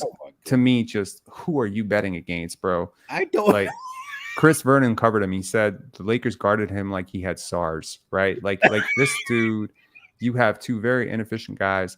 And, I think the kind of underrated thing about the NBA is everyone's counting everyone's dollars. Like Jalen Green, Jabari Smith. I really like what I've seen from Jabari Smith this year. I think he'll be a really big part of what they do right this year. And I think Fred's going to get along with Jabari because he's just got this. They're very similar in a weird way. Like they have a very workmanlike approach to things. Yes. Hardworking, serious guys. Don't joke around too much. Right. I think he's going to like him. And I think he's going to do really well for Alperen Şengün. So I certainly see the theory of bringing in Fred VanVleet. I don't understand $43 million at all. I wouldn't have understood $33 million, to be honest. So maybe I'm just a lot lower on Fred VanVleet. Him and Pascal are my favorite players, and I feel the exact same way you do. So him and Fred and Pascal are your favorite players, and you're calling into Pinsari basketball. You are a legend, sir. Like that's amazing. But I appreciate it. I watched them I watched Fred in college, Wichita State freshman year, goes to the Final Four. I became a fan of him after that.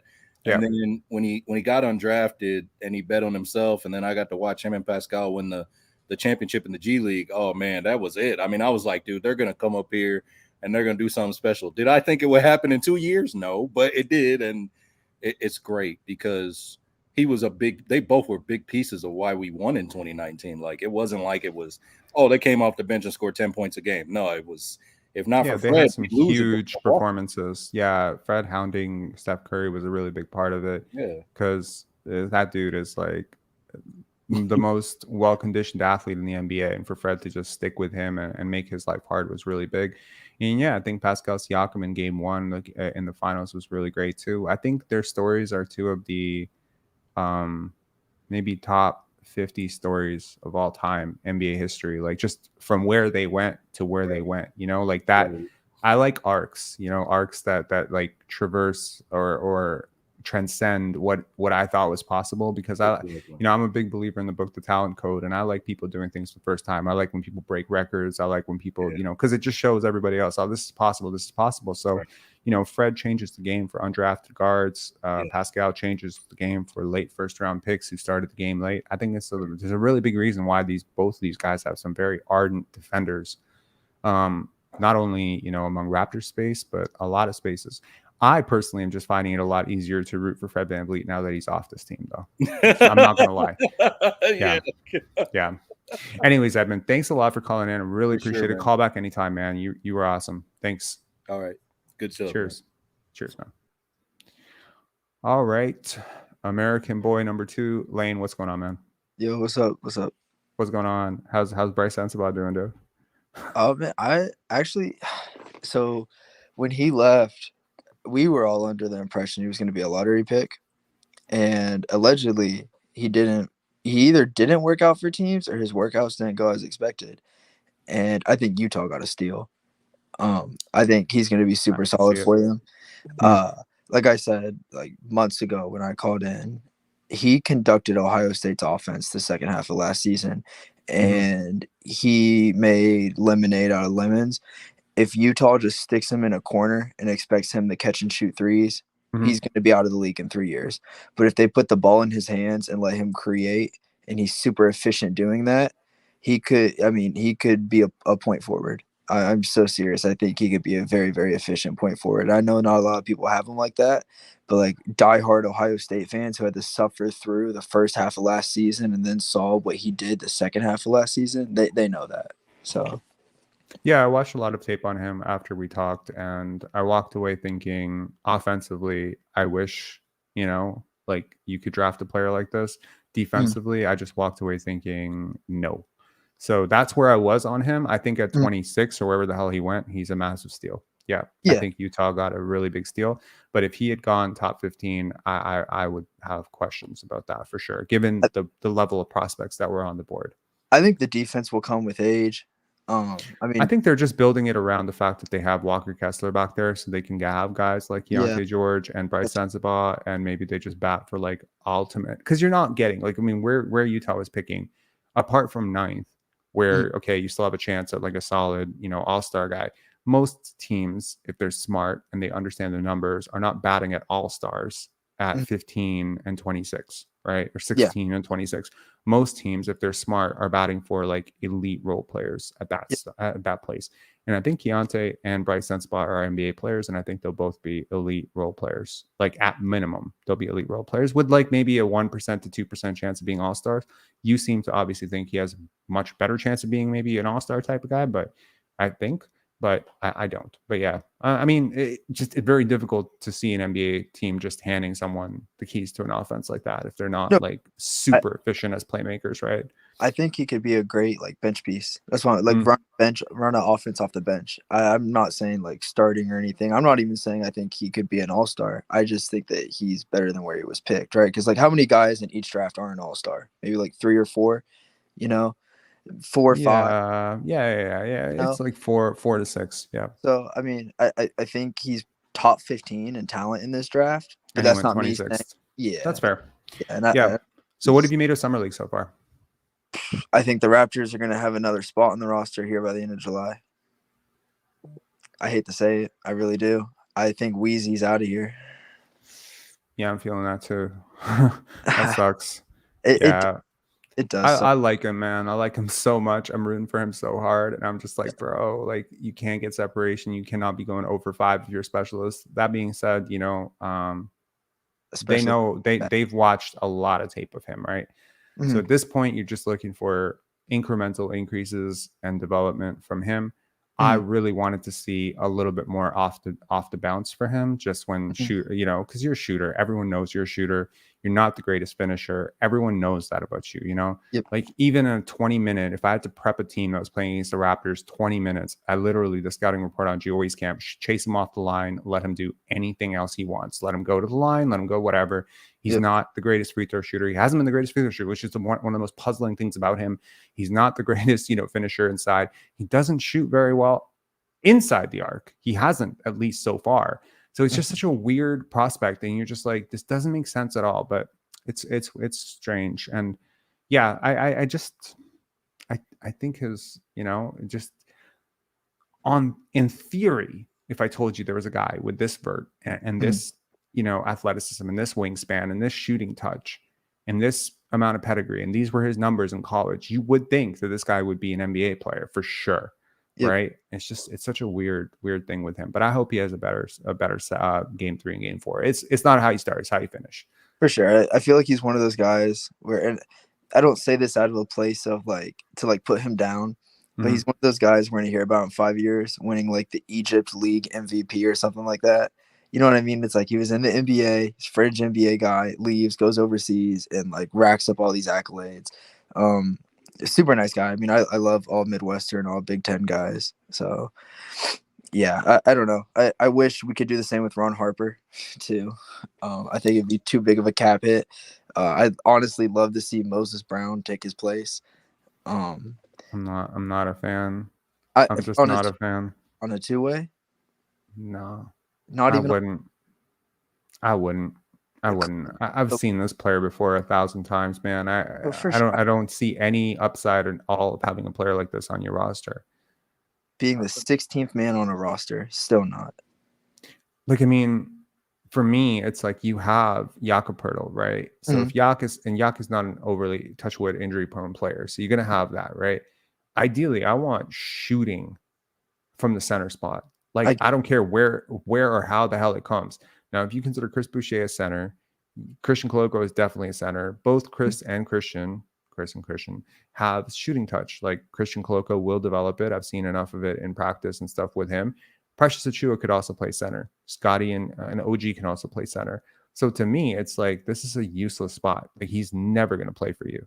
Now, defensively, you could say, well, maybe you're going to have a Nikola Jokic someday and you're going to want some big body to soak up 6 fouls against him.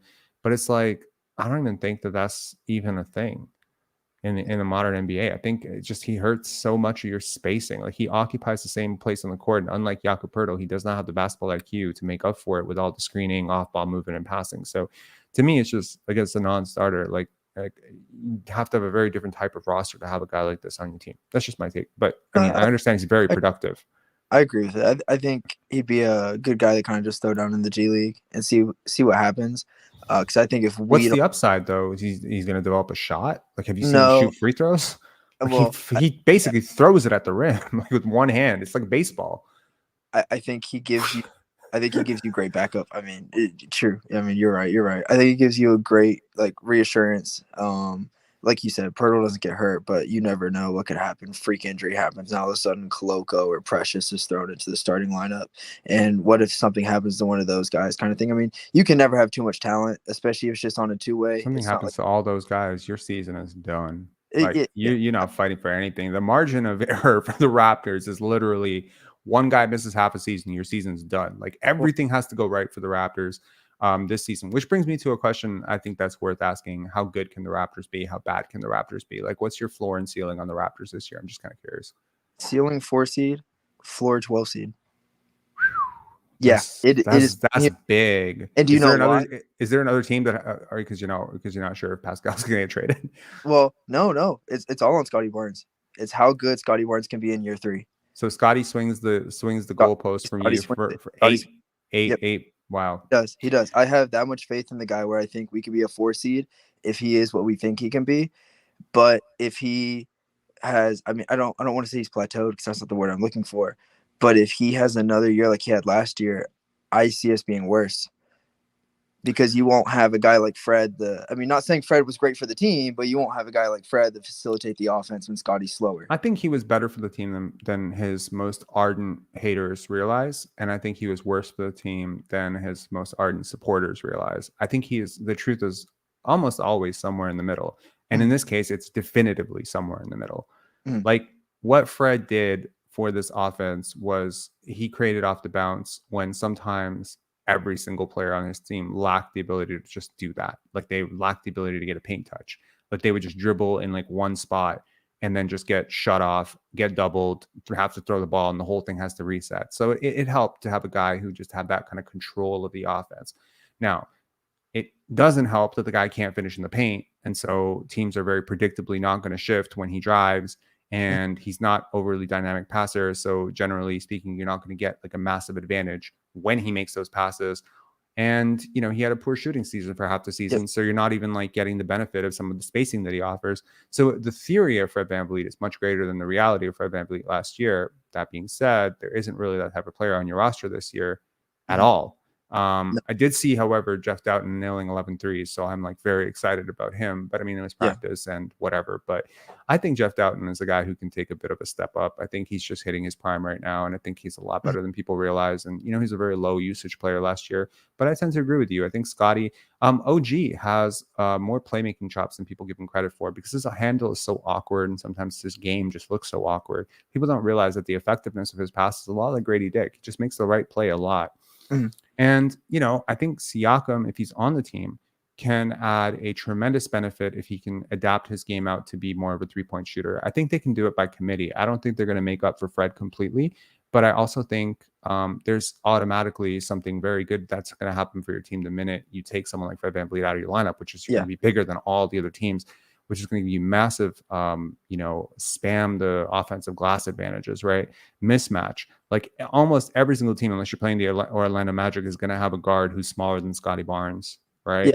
And so if he gets a mismatch in the post, that's going to collapse the team. That's going to collapse into a double. And then boom, you have the exact same thing happening on the court that you were having happen with Fred VanVleet, except it's even better because Scottie can see over the double. So it's like, I think we've seen enough of this to realize there's a chance it could work really well. But you're right. There's a chance it could also work pretty poorly. What tells me that it can work really well, and it's not just blind optimism, is in the 2022 spring, that February, March, April, when Fred was hurt and Pascal and Scottie ran point by committee, right? Now you're throwing Jakob Poeltl into that. Another high IQ player and a center who we didn't have at the time. This is the question, because the third guy, well, not really the third guy, but more like that third part of that equation then was Precious or Boucher. Yes. Both guys who can shoot, both guys who are transition terrors, right? I would call Precious more of a shooter back then because he was shooting 39% for that entire stretch. Jakob doesn't do that. So I am now more curious, more of like a morbid sort of fear of the unknown. How does Jakob screw up what was working really well back then, and how does he help it? I think he helps it because he's a better passer than Precious and better passer than Chris Boucher. So a lot of the transition breakout opportunities, when he gets it off the glass, he's also a bit of a better rebounder than both those guys. No, Precious is a better rebounder than Jakob by a hair, but both good rebounders. But I think Jakob will have a better chance initiating the offense off the rebound. So that kind of gets your transition going, but it doesn't quite execute the same advantage as the switchability and just the bursty, contests. Like there's a lot of times you see Precious or Boucher contest on the top and then they're out. They just go. And then Scottie will get the rebound or Pascal will get the rebound and they just, move it up the court. Like I think there was a game this year where Fred missed. It was a 2-game stretch where Fred missed against San Antonio and Atlanta. And man, the Raptors offense looked really different without him, right? Everyone was saying like, Fred, don't come back, don't come back, don't come back. And then I think the next game it went really poorly, but the transition play with Scottie at point, like he really does like to run. He has to get it off the glass and just go, go, go. And that sort of like negates everything that people say that you can't do with Scottie at point, which is, he can't create in the half court. Number one, I think he can create much better than people realize. Number two, he doesn't even he doesn't even let it get to half court. He's just finding like guys sprinting up the court. And when he's playing point, guys tend to run a little bit more in my observation. So I wonder how Jakob Poeltl does in transition. He's nimble for a big guy. He's not a lumbering big, but he's certainly no Precious Achiuwa. So I'm more curious if like Jakob Poeltl, granted you've signed him for $20 million, I would like to see his minutes kind of in the 22 to 25 minute range as opposed to 30, 35. Like I want to see Precious and Boucher and Christian Coloco, just faster athletes, play on the court because I think it'll help Scottie more and Pascal more. Yeah, I would agree with that. I just think having a guy like Jakob, it can't hurt. It really can't hurt. And especially, okay, you have Jakob, you have... It hurts some things. It hurts spacing and it hurts transition play. It helps a lot of things too, but it can hurt something, right? I would agree it would hurt if you didn't have guys like Precious and Chris. That's fair. Who can, I mean, it's one timeout was one substitution away if it's not working that game. Which, I mean, you hate to say because you just did sign the guy for $80 million over 4 years. But at the same time, if you lose him, then, I mean, you monumentally lost that trade, and you're pretty much spiraling into a rebuild where Pascal Siakam's not on the team right now, and DeJounte Murray is instead. So, I mean, that's just the reality of that. I think that this roster, this year's roster, without Fred and without Nick, instantly makes it so much deeper than last year's. Because now you have to go to those other guys. If something isn't working, you just can't keep slamming the circle into the triangle. You have to pivot to something else. I agree. And that's not something we did a lot last year. I feel like a lot of the times when it didn't work. When somebody had a bad game, they didn't see the court for the next 5 games or until somebody screwed up. That's not going to happen this year. And I also think that's another thing that rides on Scottie's development. How good Scottie is how good this team is going to be, because we know what Pascal is going to do. We know what Gary's going to do. I mean, you would hope OG takes that step, but if he doesn't, you know what OG is going to do. You know what Jakob's going to do. And I think Scottie, how good he can be is how good this team will be. Even if he doesn't take that next step this year, right. I just want to see that energy back. I want to see that energy back that he had that first year. Because I seriously think that's what contributed to a lot of the team's success, especially in that time frame without Fred, was his freaking energy, man. It's so contagious. I mean, any coach, any teammate will tell you when your teammate has unrelenting energy and it's so contagious. I mean, it just goes through the whole clubhouse and it affects the game. And it's as true as it is in high school, as it is in college, as it is in pro. The other team sees it. And they get scared, man. Scottie scares his opponents when he's like that. But when he's passive like he was this past year, nobody was scared of him. They played him like freaking Draymond Green on defense. I mean, that. Yeah, I think the swagger and confidence was missing for sure. But I'm coming at this from a slightly different angle than you. So I'm not actually. I don't think this season hinges on Scottie, because for me at least, and then I might be very, very much in the minority here. I think what Scottie's going to do is set in stone. Like, to me, he's going to push the break. He's going to be a better shooter. He's going to be a better finisher. He's going to finish better around the rim. He's going to be, guarding his ass off on defense. And if he's healthy, I think he's going to have, I don't know if he's going to win the award, but I think he'll be in the running for most improved player. And I think he'll be in the running if the Raptors are good for All-Star. So to me, it's like what he's going to do is pretty set. Siakam's in a contract year. He's approaching, his work ethic crazy. This is obviously for me, he's set. So those two guys are set. Mhm. What I'm most curious about right now is Jakob Poeltl being initiated without Fred VanVleet. So that's number one. That's my number one concern because he was his pick and roll partner. And I'm Yep. confident that he'll be able to do it with Scottie, but it's a little bit different when you're not working with a lights out shooter like Fred. Number two, I'm very curious to see if OG and Gary can take the next step as creators and finishers and playmakers, like just can they take another step? Is there another gear in their game where Gary can be like a 4 assist guy? I don't care about assists necessarily, but he really didn't do much passing, but he was really good at it. I want to see like the closing, I want to see like, the offense shift from the most predictable thing on earth, which is Pascal Siakam or Fred VanVleet doing like a heave from, 25 feet as every single person in the building knows exactly what's going to happen, to maybe a more egalitarian approach where the best guy for the shot gets the shot. We actually look for an advantage and we're cool with Gary taking the shot or Scottie taking the shot or Pascal taking the shot. I think it's just too much pressure. And when you don't have a superstar, you don't have a Kawhi Leonard, you don't have a Kobe Bryant, there really is no need to make one guy the mock version of that. I'm also very curious to see if Christian Koloko and Precious Achiuwa can take a step up, because I think that those two guys, when I think of upside, those two guys to me have starter upside. So can they be starter level type players off the bench for you? Because Christian Koloko's defensive analytics were off the charts. Precious Achiuwa's had spurts, stop and go. But the eye test on me says every fourth game, he looks like he could be an all-star someday.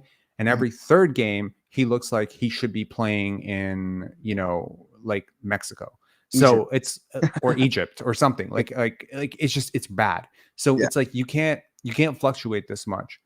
And Jeff Doughton, that's the other thing. Jeff Doughton and Dennis Schroeder. So assuming that Scottie does start at point, I'm assuming he's going to also play some small forward. I'm assuming he's also going to play some power forward.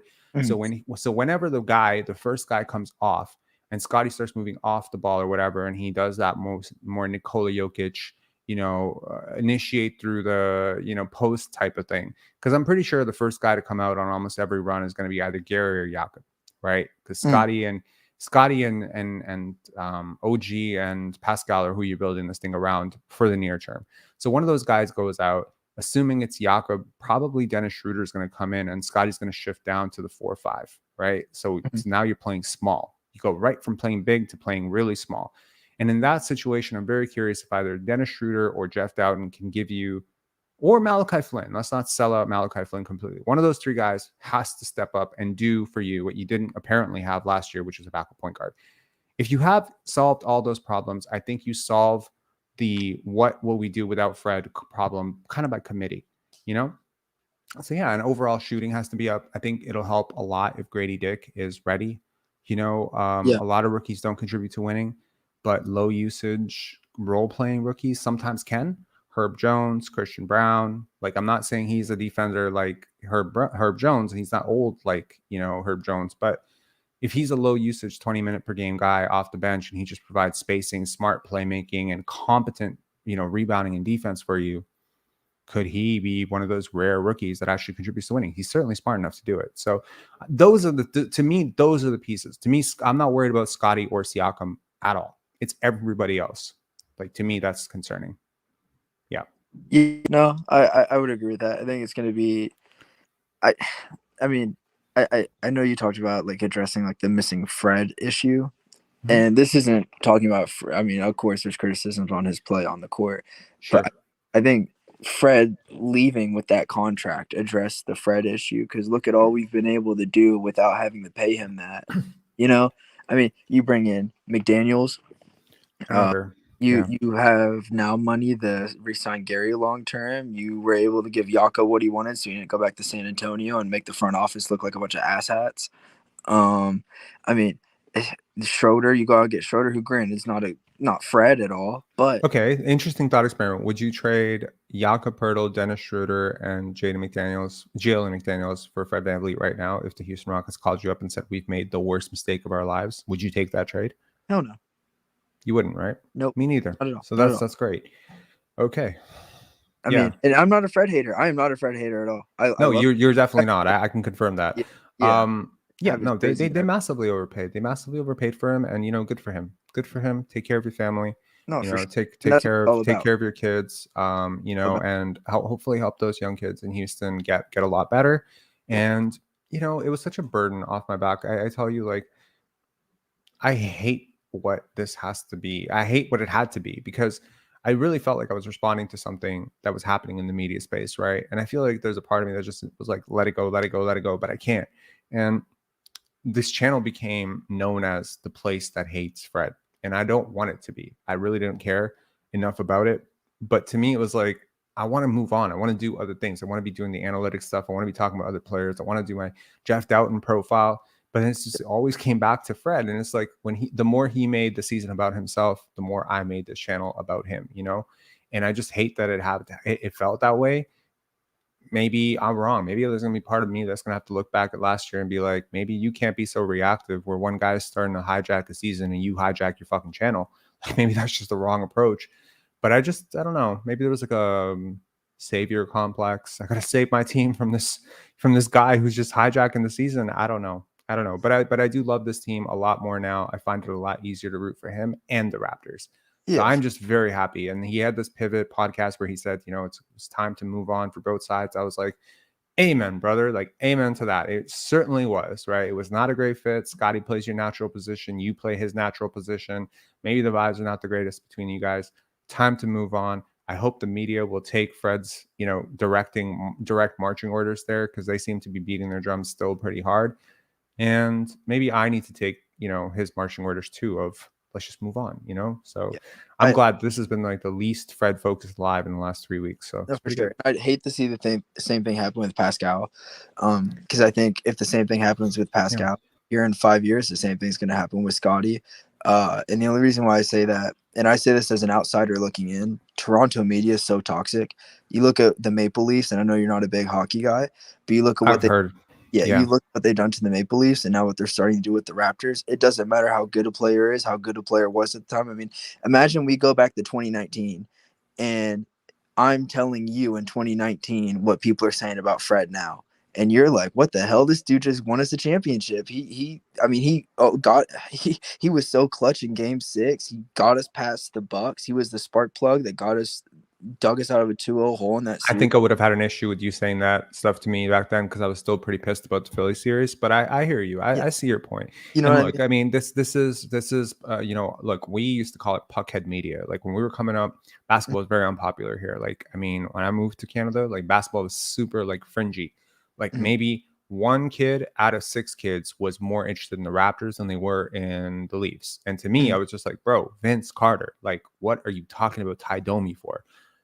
But I understand, people were very excited about their team and they were very excited about the Leafs and there was all this culture and people grow up watching what their parents want to watch and trying to, so I get it. But, as demographics have shifted in Canada and Toronto specifically, obviously more and more people coming from countries where basketball is a much bigger thing than hockey. It's sort of freezing people out. And I don't know necessarily if Sportsnet or the people that work at Sportsnet are all too happy about that. I've always sensed a sense of like, basketball being the ugly stepchild, of hockey. So there is like a layered toxicity, which is like these people are just toxic towards people in general, but then they also have like a special animosity towards basketball, And so you get it in like small doses. Like you get it in, Doug Smith calling Dwight Howard a thug. You get it in like the way the hockey guys say Scottie Barnes, there's like a question mark at the end of Barnes. Like, why, what the fuck did he sleep with your girl? Like, I don't get it. But the way that they talk about him, and personally, I'm just like, if I can tell you like one thing I'm looking forward to this season, Scottie just shutting these dudes up, man. I just want him to, and it's like every time he screams, like every time he dunks, every time he scores 30 points, every time the Raptors win a game that they're not supposed to win, I just want like one of these guys, you remember that old Inspector Gadget show, I think, where like the bad guy was always in the back. Did you watch Inspector Gadgets? No? I did not. So there was like I think there was a bad guy and he always had a cat and you would only ever see him from the back. And then when something really bad would happen, I think it was Inspector Gadget, he would like break his glass and you would see him like he's just getting mad.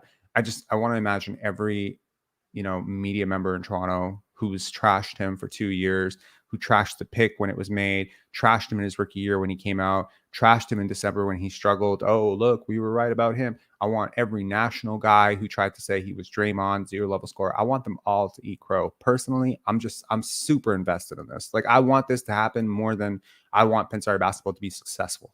Like, I am that invested in it because I don't like lazy analysis. I'm like very, very annoyed by it. You know, like, you told me Bryce Sensabaugh was great. I looked him up. I watched tape. You're like a smart dude. So I'm like, shit, what does he see? I've come out to a balanced opinion on him. I don't hate him. I don't like him. I'm even on it, you know, but I don't like when people, you know, double down on a bad take over and over and over again, and then try to trash a guy. And then they're so convinced that they're right, that they're going to like deny reality that's actually happening. No, I think Scottie, you know, you're talking about the vibes. Oh, the vibes are back with this dude, man. Yeah. He is completely like different right now. The energy around him is different. The people around him, like, everything is feeling right back to where it was at Florida State. Yeah. Not even his rookie season. I don't think Raptor fans have seen the real Scottie Barnes yet. I think you're about to see the real Scottie Barnes now. Yeah, for sure. A lot of media has what I like to call Skip Bayless syndrome, where they will say anything for clicks and views, and even if they don't believe it, they'll keep repeating it, because if they can get a fan base to click in every day and listen to what they want to say and what that fan wants to hear, they're just going to keep saying it. Like, do I think that even when Scottie was struggling last year, that those people who were saying those things even believe what they were saying? Probably not, but they knew it would draw attention. They knew it would get clicks. And they knew they'd get money for it. So why the hell not say it? I've talked to these people, a lot of them actually, in private emails. You'd be surprised. They actually do believe what they're saying. I've reached out to a lot of them, like at least 8 people in the Toronto media. I've had an email exchange with all of them, talking about what I'm saying, what they're saying, what I know, and maybe how to correct something. Like, sometimes I'll see someone, you know, say something and I'll be like, this is factually incorrect. I censor my text message. I censor my DM chat, and I'll be like, here is the proof. I get the verification and the consent from the person I'm sending it, you know, the DM chat with. And I say, here's the proof. This is why you need to correct your record on what you're saying about this dude. It's just, to me, it strikes me as very lazy. And yeah, I'm just rooting for him, man. I'm just rooting for him because, you know, he has a chance and the organization is behind him and Darko is behind him, you know, and everyone is on the same page. Like, there was some, you know, rumors last year that maybe his camp and the Raptors camp are not on the same page. They're all on the same page now. You know, everyone is clicking in the same direction. It's just about doing the work, and, you know, he's putting in the work now. And, you know, again, he's a player who plays off of emotion. Like, he feeds off of it very heavy. Like, I've seen that with him throughout AAU, high school, whatever. And, you know, he's feeling good right now. And why wouldn't he? You know, he's surrounded with people that he wants to play with. OG is his guy. Precious is his guy. Koloko is his guy. Grady's his guy. You know, Siakam, he likes Siakam. Like, everyone on the team, he's just cool with those guys, right? Yeah. And everyone he wasn't cool with is kind of, in my opinion, probably on the way out or out. So, you know, it's a good energy. And I think, you know, just his relationship with Darko feels very, very much like it's the beginning of something good. Like, I watched Coach Malone and like his relationship with Nikola Jokic initially early on, and also with Jamal Murray. And I know how, you know, if you get those guys in an interview, they'll tell you like how important that faith has been from the coach, you know.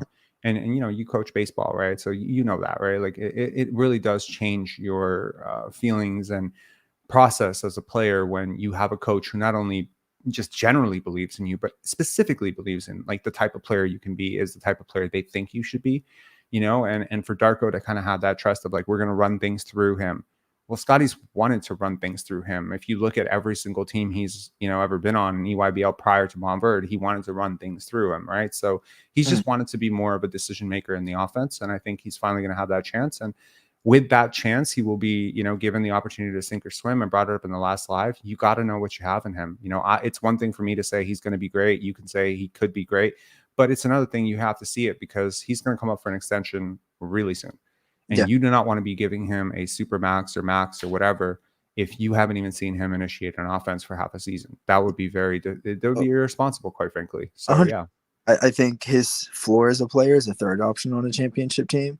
However, you would hate to pay a third option on a championship team the kind of money like a Zion. I mean, not saying Zion's shown us anything yet, but the talent level of a Zion, of like a Ja When Morant. he's healthy, he's a top 10 player. I don't know if when healthy, Scotty's a top 10 player. So he's going to have to show that he has that type of trajectory, at least top 15, top 20. We need to be able to see that. You're right. Cannot have another season like last year. I am, however, pretty firm in saying you're not going to have another season like last year. A lot of things had to go wrong last year. And I think everything that could go wrong last year went wrong for him, Mhm. you know, from both like just the team perspective, chemistry, injuries, you know, role, spacing, so many things. So as long as, you know, you put some shooters around him and the Mhm. offense is clicking and people are touching the ball, and generally speaking, like he doesn't have to be the only conduit for ball movement, you Yeah. know, because it's very weird. Like when you're the guy who's a proponent for ball movement and knows that the ball is sticking too much, and then you get the ball and they're like, no, you have to take the shot. And it's like, so I have to be a bigger part of the problem. Yeah. You know what I mean? So he became more of like, hey, let me balance it out. Let me be overpassing. Let me overpass to compensate for the fact that y'all don't pass at all. And I just have a feeling that like on a team where the offense is coming from more predictable areas on the court and coming through more motion and stuff, that he's going to thrive. And Mhm. yeah, sure, I'm not denying he's still going to have a 10, 12 point game, 8-point game here and there. But I think the overall numbers will trend majorly up. Yeah, for sure. And I think last year came down to just a pecking order issue. At the beginning of the Yeah. season, Fred was Second the or third third. option. Yeah. He made it known I'm going to be the third option. And Behind then, OG and Pascal. yeah, and then Pascal got hurt November 4th, and that's when the season started to become a shit show. Because then when Pascal came back, nobody knew their role, nobody knew their option in the order. Guys had to sacrifice, namely Scottie and OG, because I mean, Pascal was the best player on the team. He was really super efficient at the time. I think he was shooting like 36 from three up until Right. like mid March, when his 3-point shooting just took a huge dip. And then he finished the season like 31, 32%. But I mean, like, he doesn't have to try to be productive to be productive. He's going to be productive. He's going to get you 24, 25 every night on damn near 50% shooting, if not higher, right? And Fred kind of forced himself back into that number 2 spot, which really, really hurt us, which is where you would like to see Scottie or OG take, is that Right. number 2 option spot. And that's really what did the season in, is when Pascal got hurt and then Scottie was hurt early on. Like Yeah. the pecking order just got shuffled. And that's not So going to with happen. Pascal, like just so we're clear on the numbers, in October he started out 38.7% from three. Yeah. By the way, that's also the same month, October, where Scottie was shooting 52.6% from three. Ridiculous shooting to start the season, but the Raptors were still 500. In November, this 38.7 fell to 25. December, when he came back, it was 32.7. January was 27.9% from three. So these are all really bad numbers. February was super hot, 46.7%. And then in March, 25.9, April, 23.1. So overall, just a very streaky up and down season for Pascal Siakam from three. But if he can get anything close to 35, 36%, and he can be like less dramatic, you know what I mean? Like that's a wild swing. 46, and it's not like, oh, he had 2 games that month. He shot 46.7% in February on 11 games. And he shot like, okay, April was a short month, but like March, 25.9% on 14 games. That's a big dip. It is. So yeah. He's very efficient when he shoots a low volume of threes. If you notice, you go to his box scores when he shoots like 3 or 4 threes a game, he's always like 2 for 3 or 3 for 4. But in the games where he shoots like 7 or 8, he's like 1 for 7 or 2 for 8 or something like ridiculously inefficient like that. He's very, very high.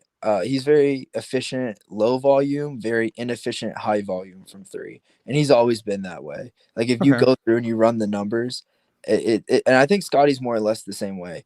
I think Scottie's like, if he shoots 3 or 4 threes a night, he's going to be 2 for 3, 3 for 4. But if you're asking him to shoot like 7 or 8, he's making 1 or 2 max. That's just not the type of player he is. Okay, well, let's see. Pascal has a 4 for 8 game.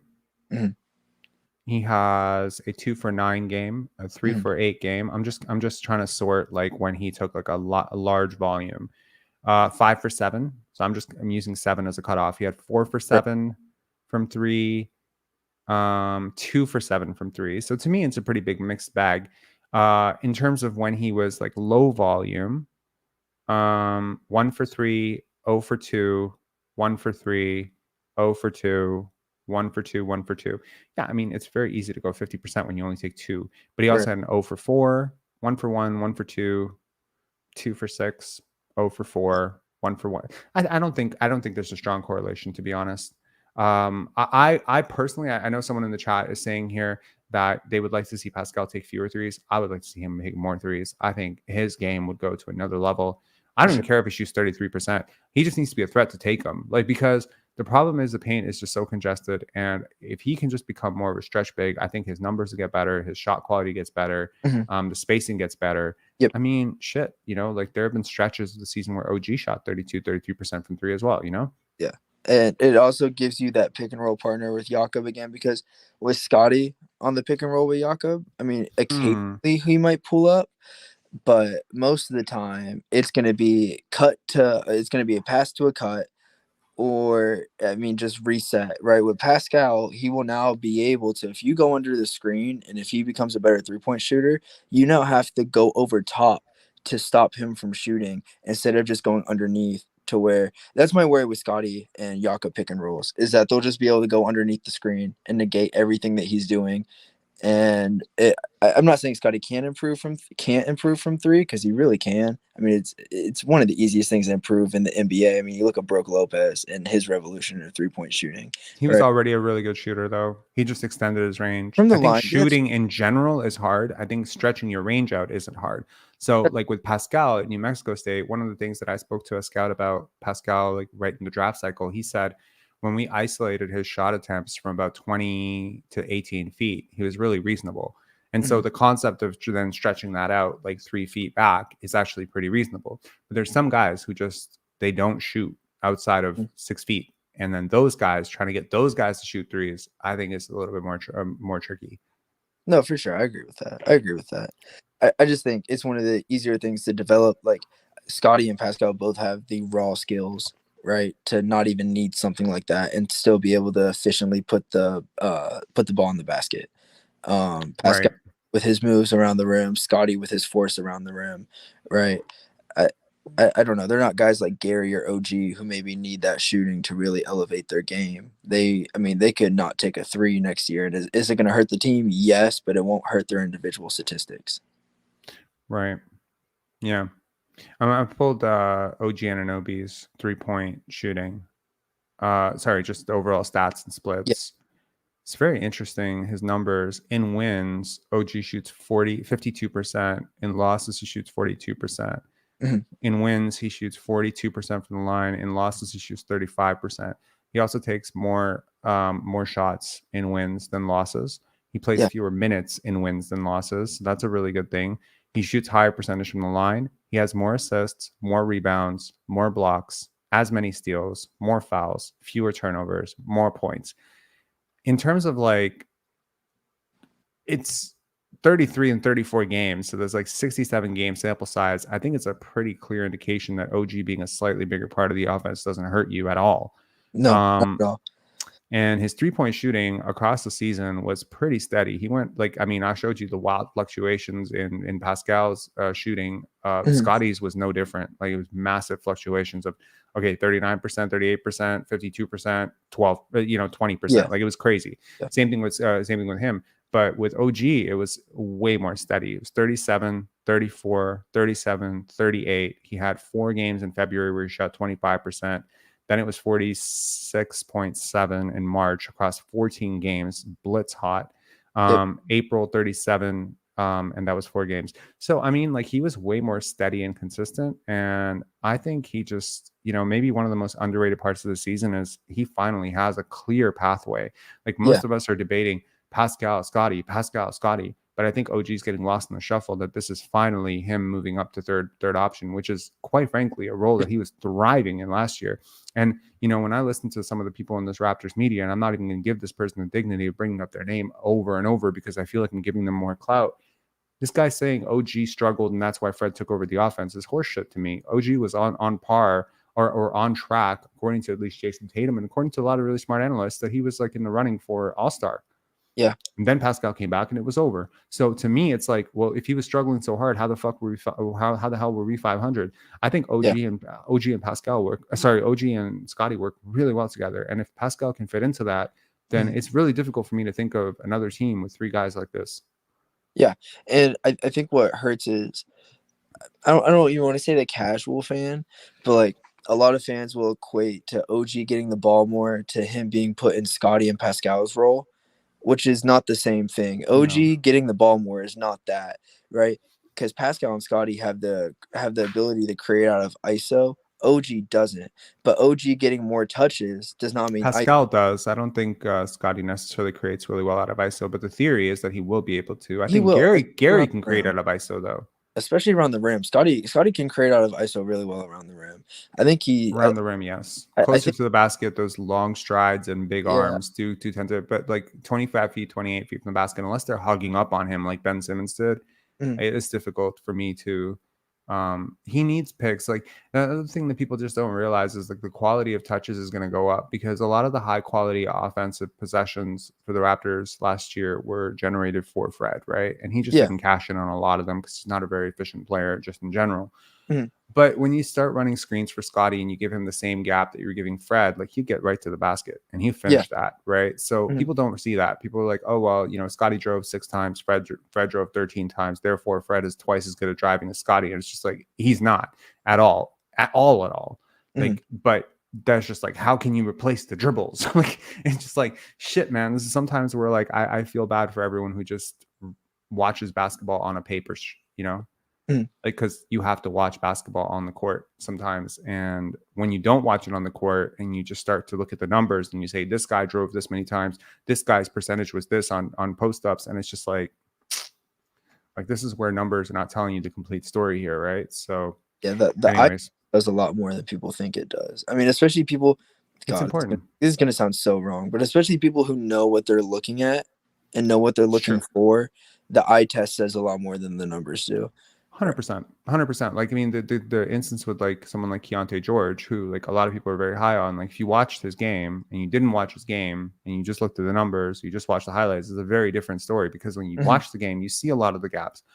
You also see a lot of the, you know, how he did what he did. And I think the how the person does what they do is important. You know, it's not just you scored 33 points. It's like, where did you score them? How did you score them? Who helped you score them? Will that person be able to do that again? Like, how replicable is it? You know, it's very important. All of these things are very important. Anyways, man, thanks a lot for calling in. I always appreciate our conversations. They usually bring up a lot of ideas that give me something to think about, so I hope our audience enjoyed it too. Yes, sir, for sure. I really appreciate it. Thank you. Yeah, cheers, man. Have a good one. Bye. You too. All right. This has been the most good vibes live I think we've ever had, right? I mean, I think it has been in general. Thanks a lot to both callers. These were really great conversations to have. And yeah, I'm generally very optimistic about the Toronto Raptors right now. And I'm looking forward to seeing some good stuff in their next Summer League game. I believe the next game is going to Detroit. I will try to have y'all covered after the Detroit game. I can't make promises because there's a very, very good chance I'm supposed to be watching Africa versus Canada live. And it happens the same night. So I think the Pistons game and the Africa-Canada game, it's like 1 hour apart or 2 hours apart. So I may be able to watch the first half and then I have to jettison over there. Maybe I'll be able to watch like an hour and like I'll be able to watch a bit and then I'll have to do the live like at midnight. And then I can hopefully share some of the videos from, you know, that event. So I think it's going to be really cool. The Global Jam is going to be really cool. I haven't gotten the tickets yet. However, y'all let me know if you're interested in going when this video goes live, and I'll pick one person at random to get 2 tickets, and you can come with, or I don't know if my girlfriend wants to go anymore. So if you know, maybe I have 3 tickets or whatever, we'll do a sort of giveaway. I don't know. We might do it tomorrow or the next day, but I think it's on Tuesday. So yeah, y'all let me know. All right. And Nick laughed saying 2 solid comments today. I agree completely.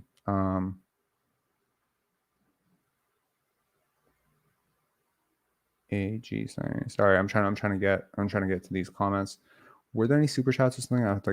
I have not been paying as much attention to the chat as I would have liked to.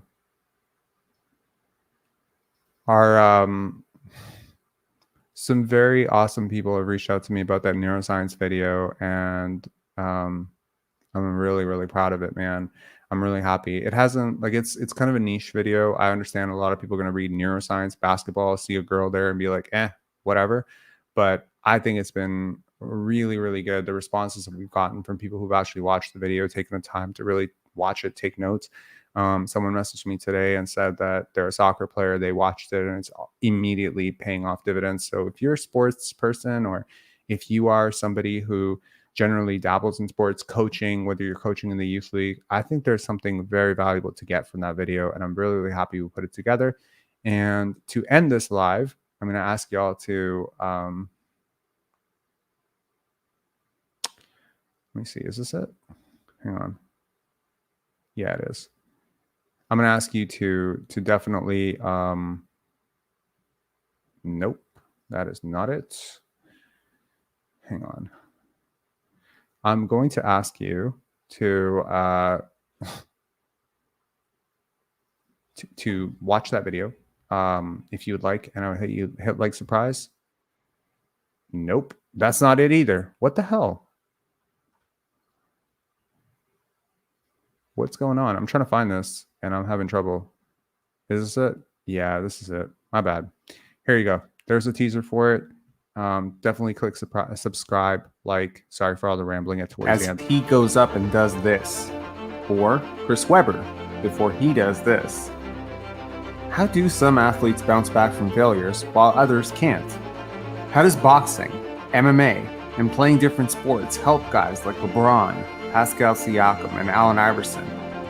And how does Nikola Jokic always seem to see 2 plays ahead?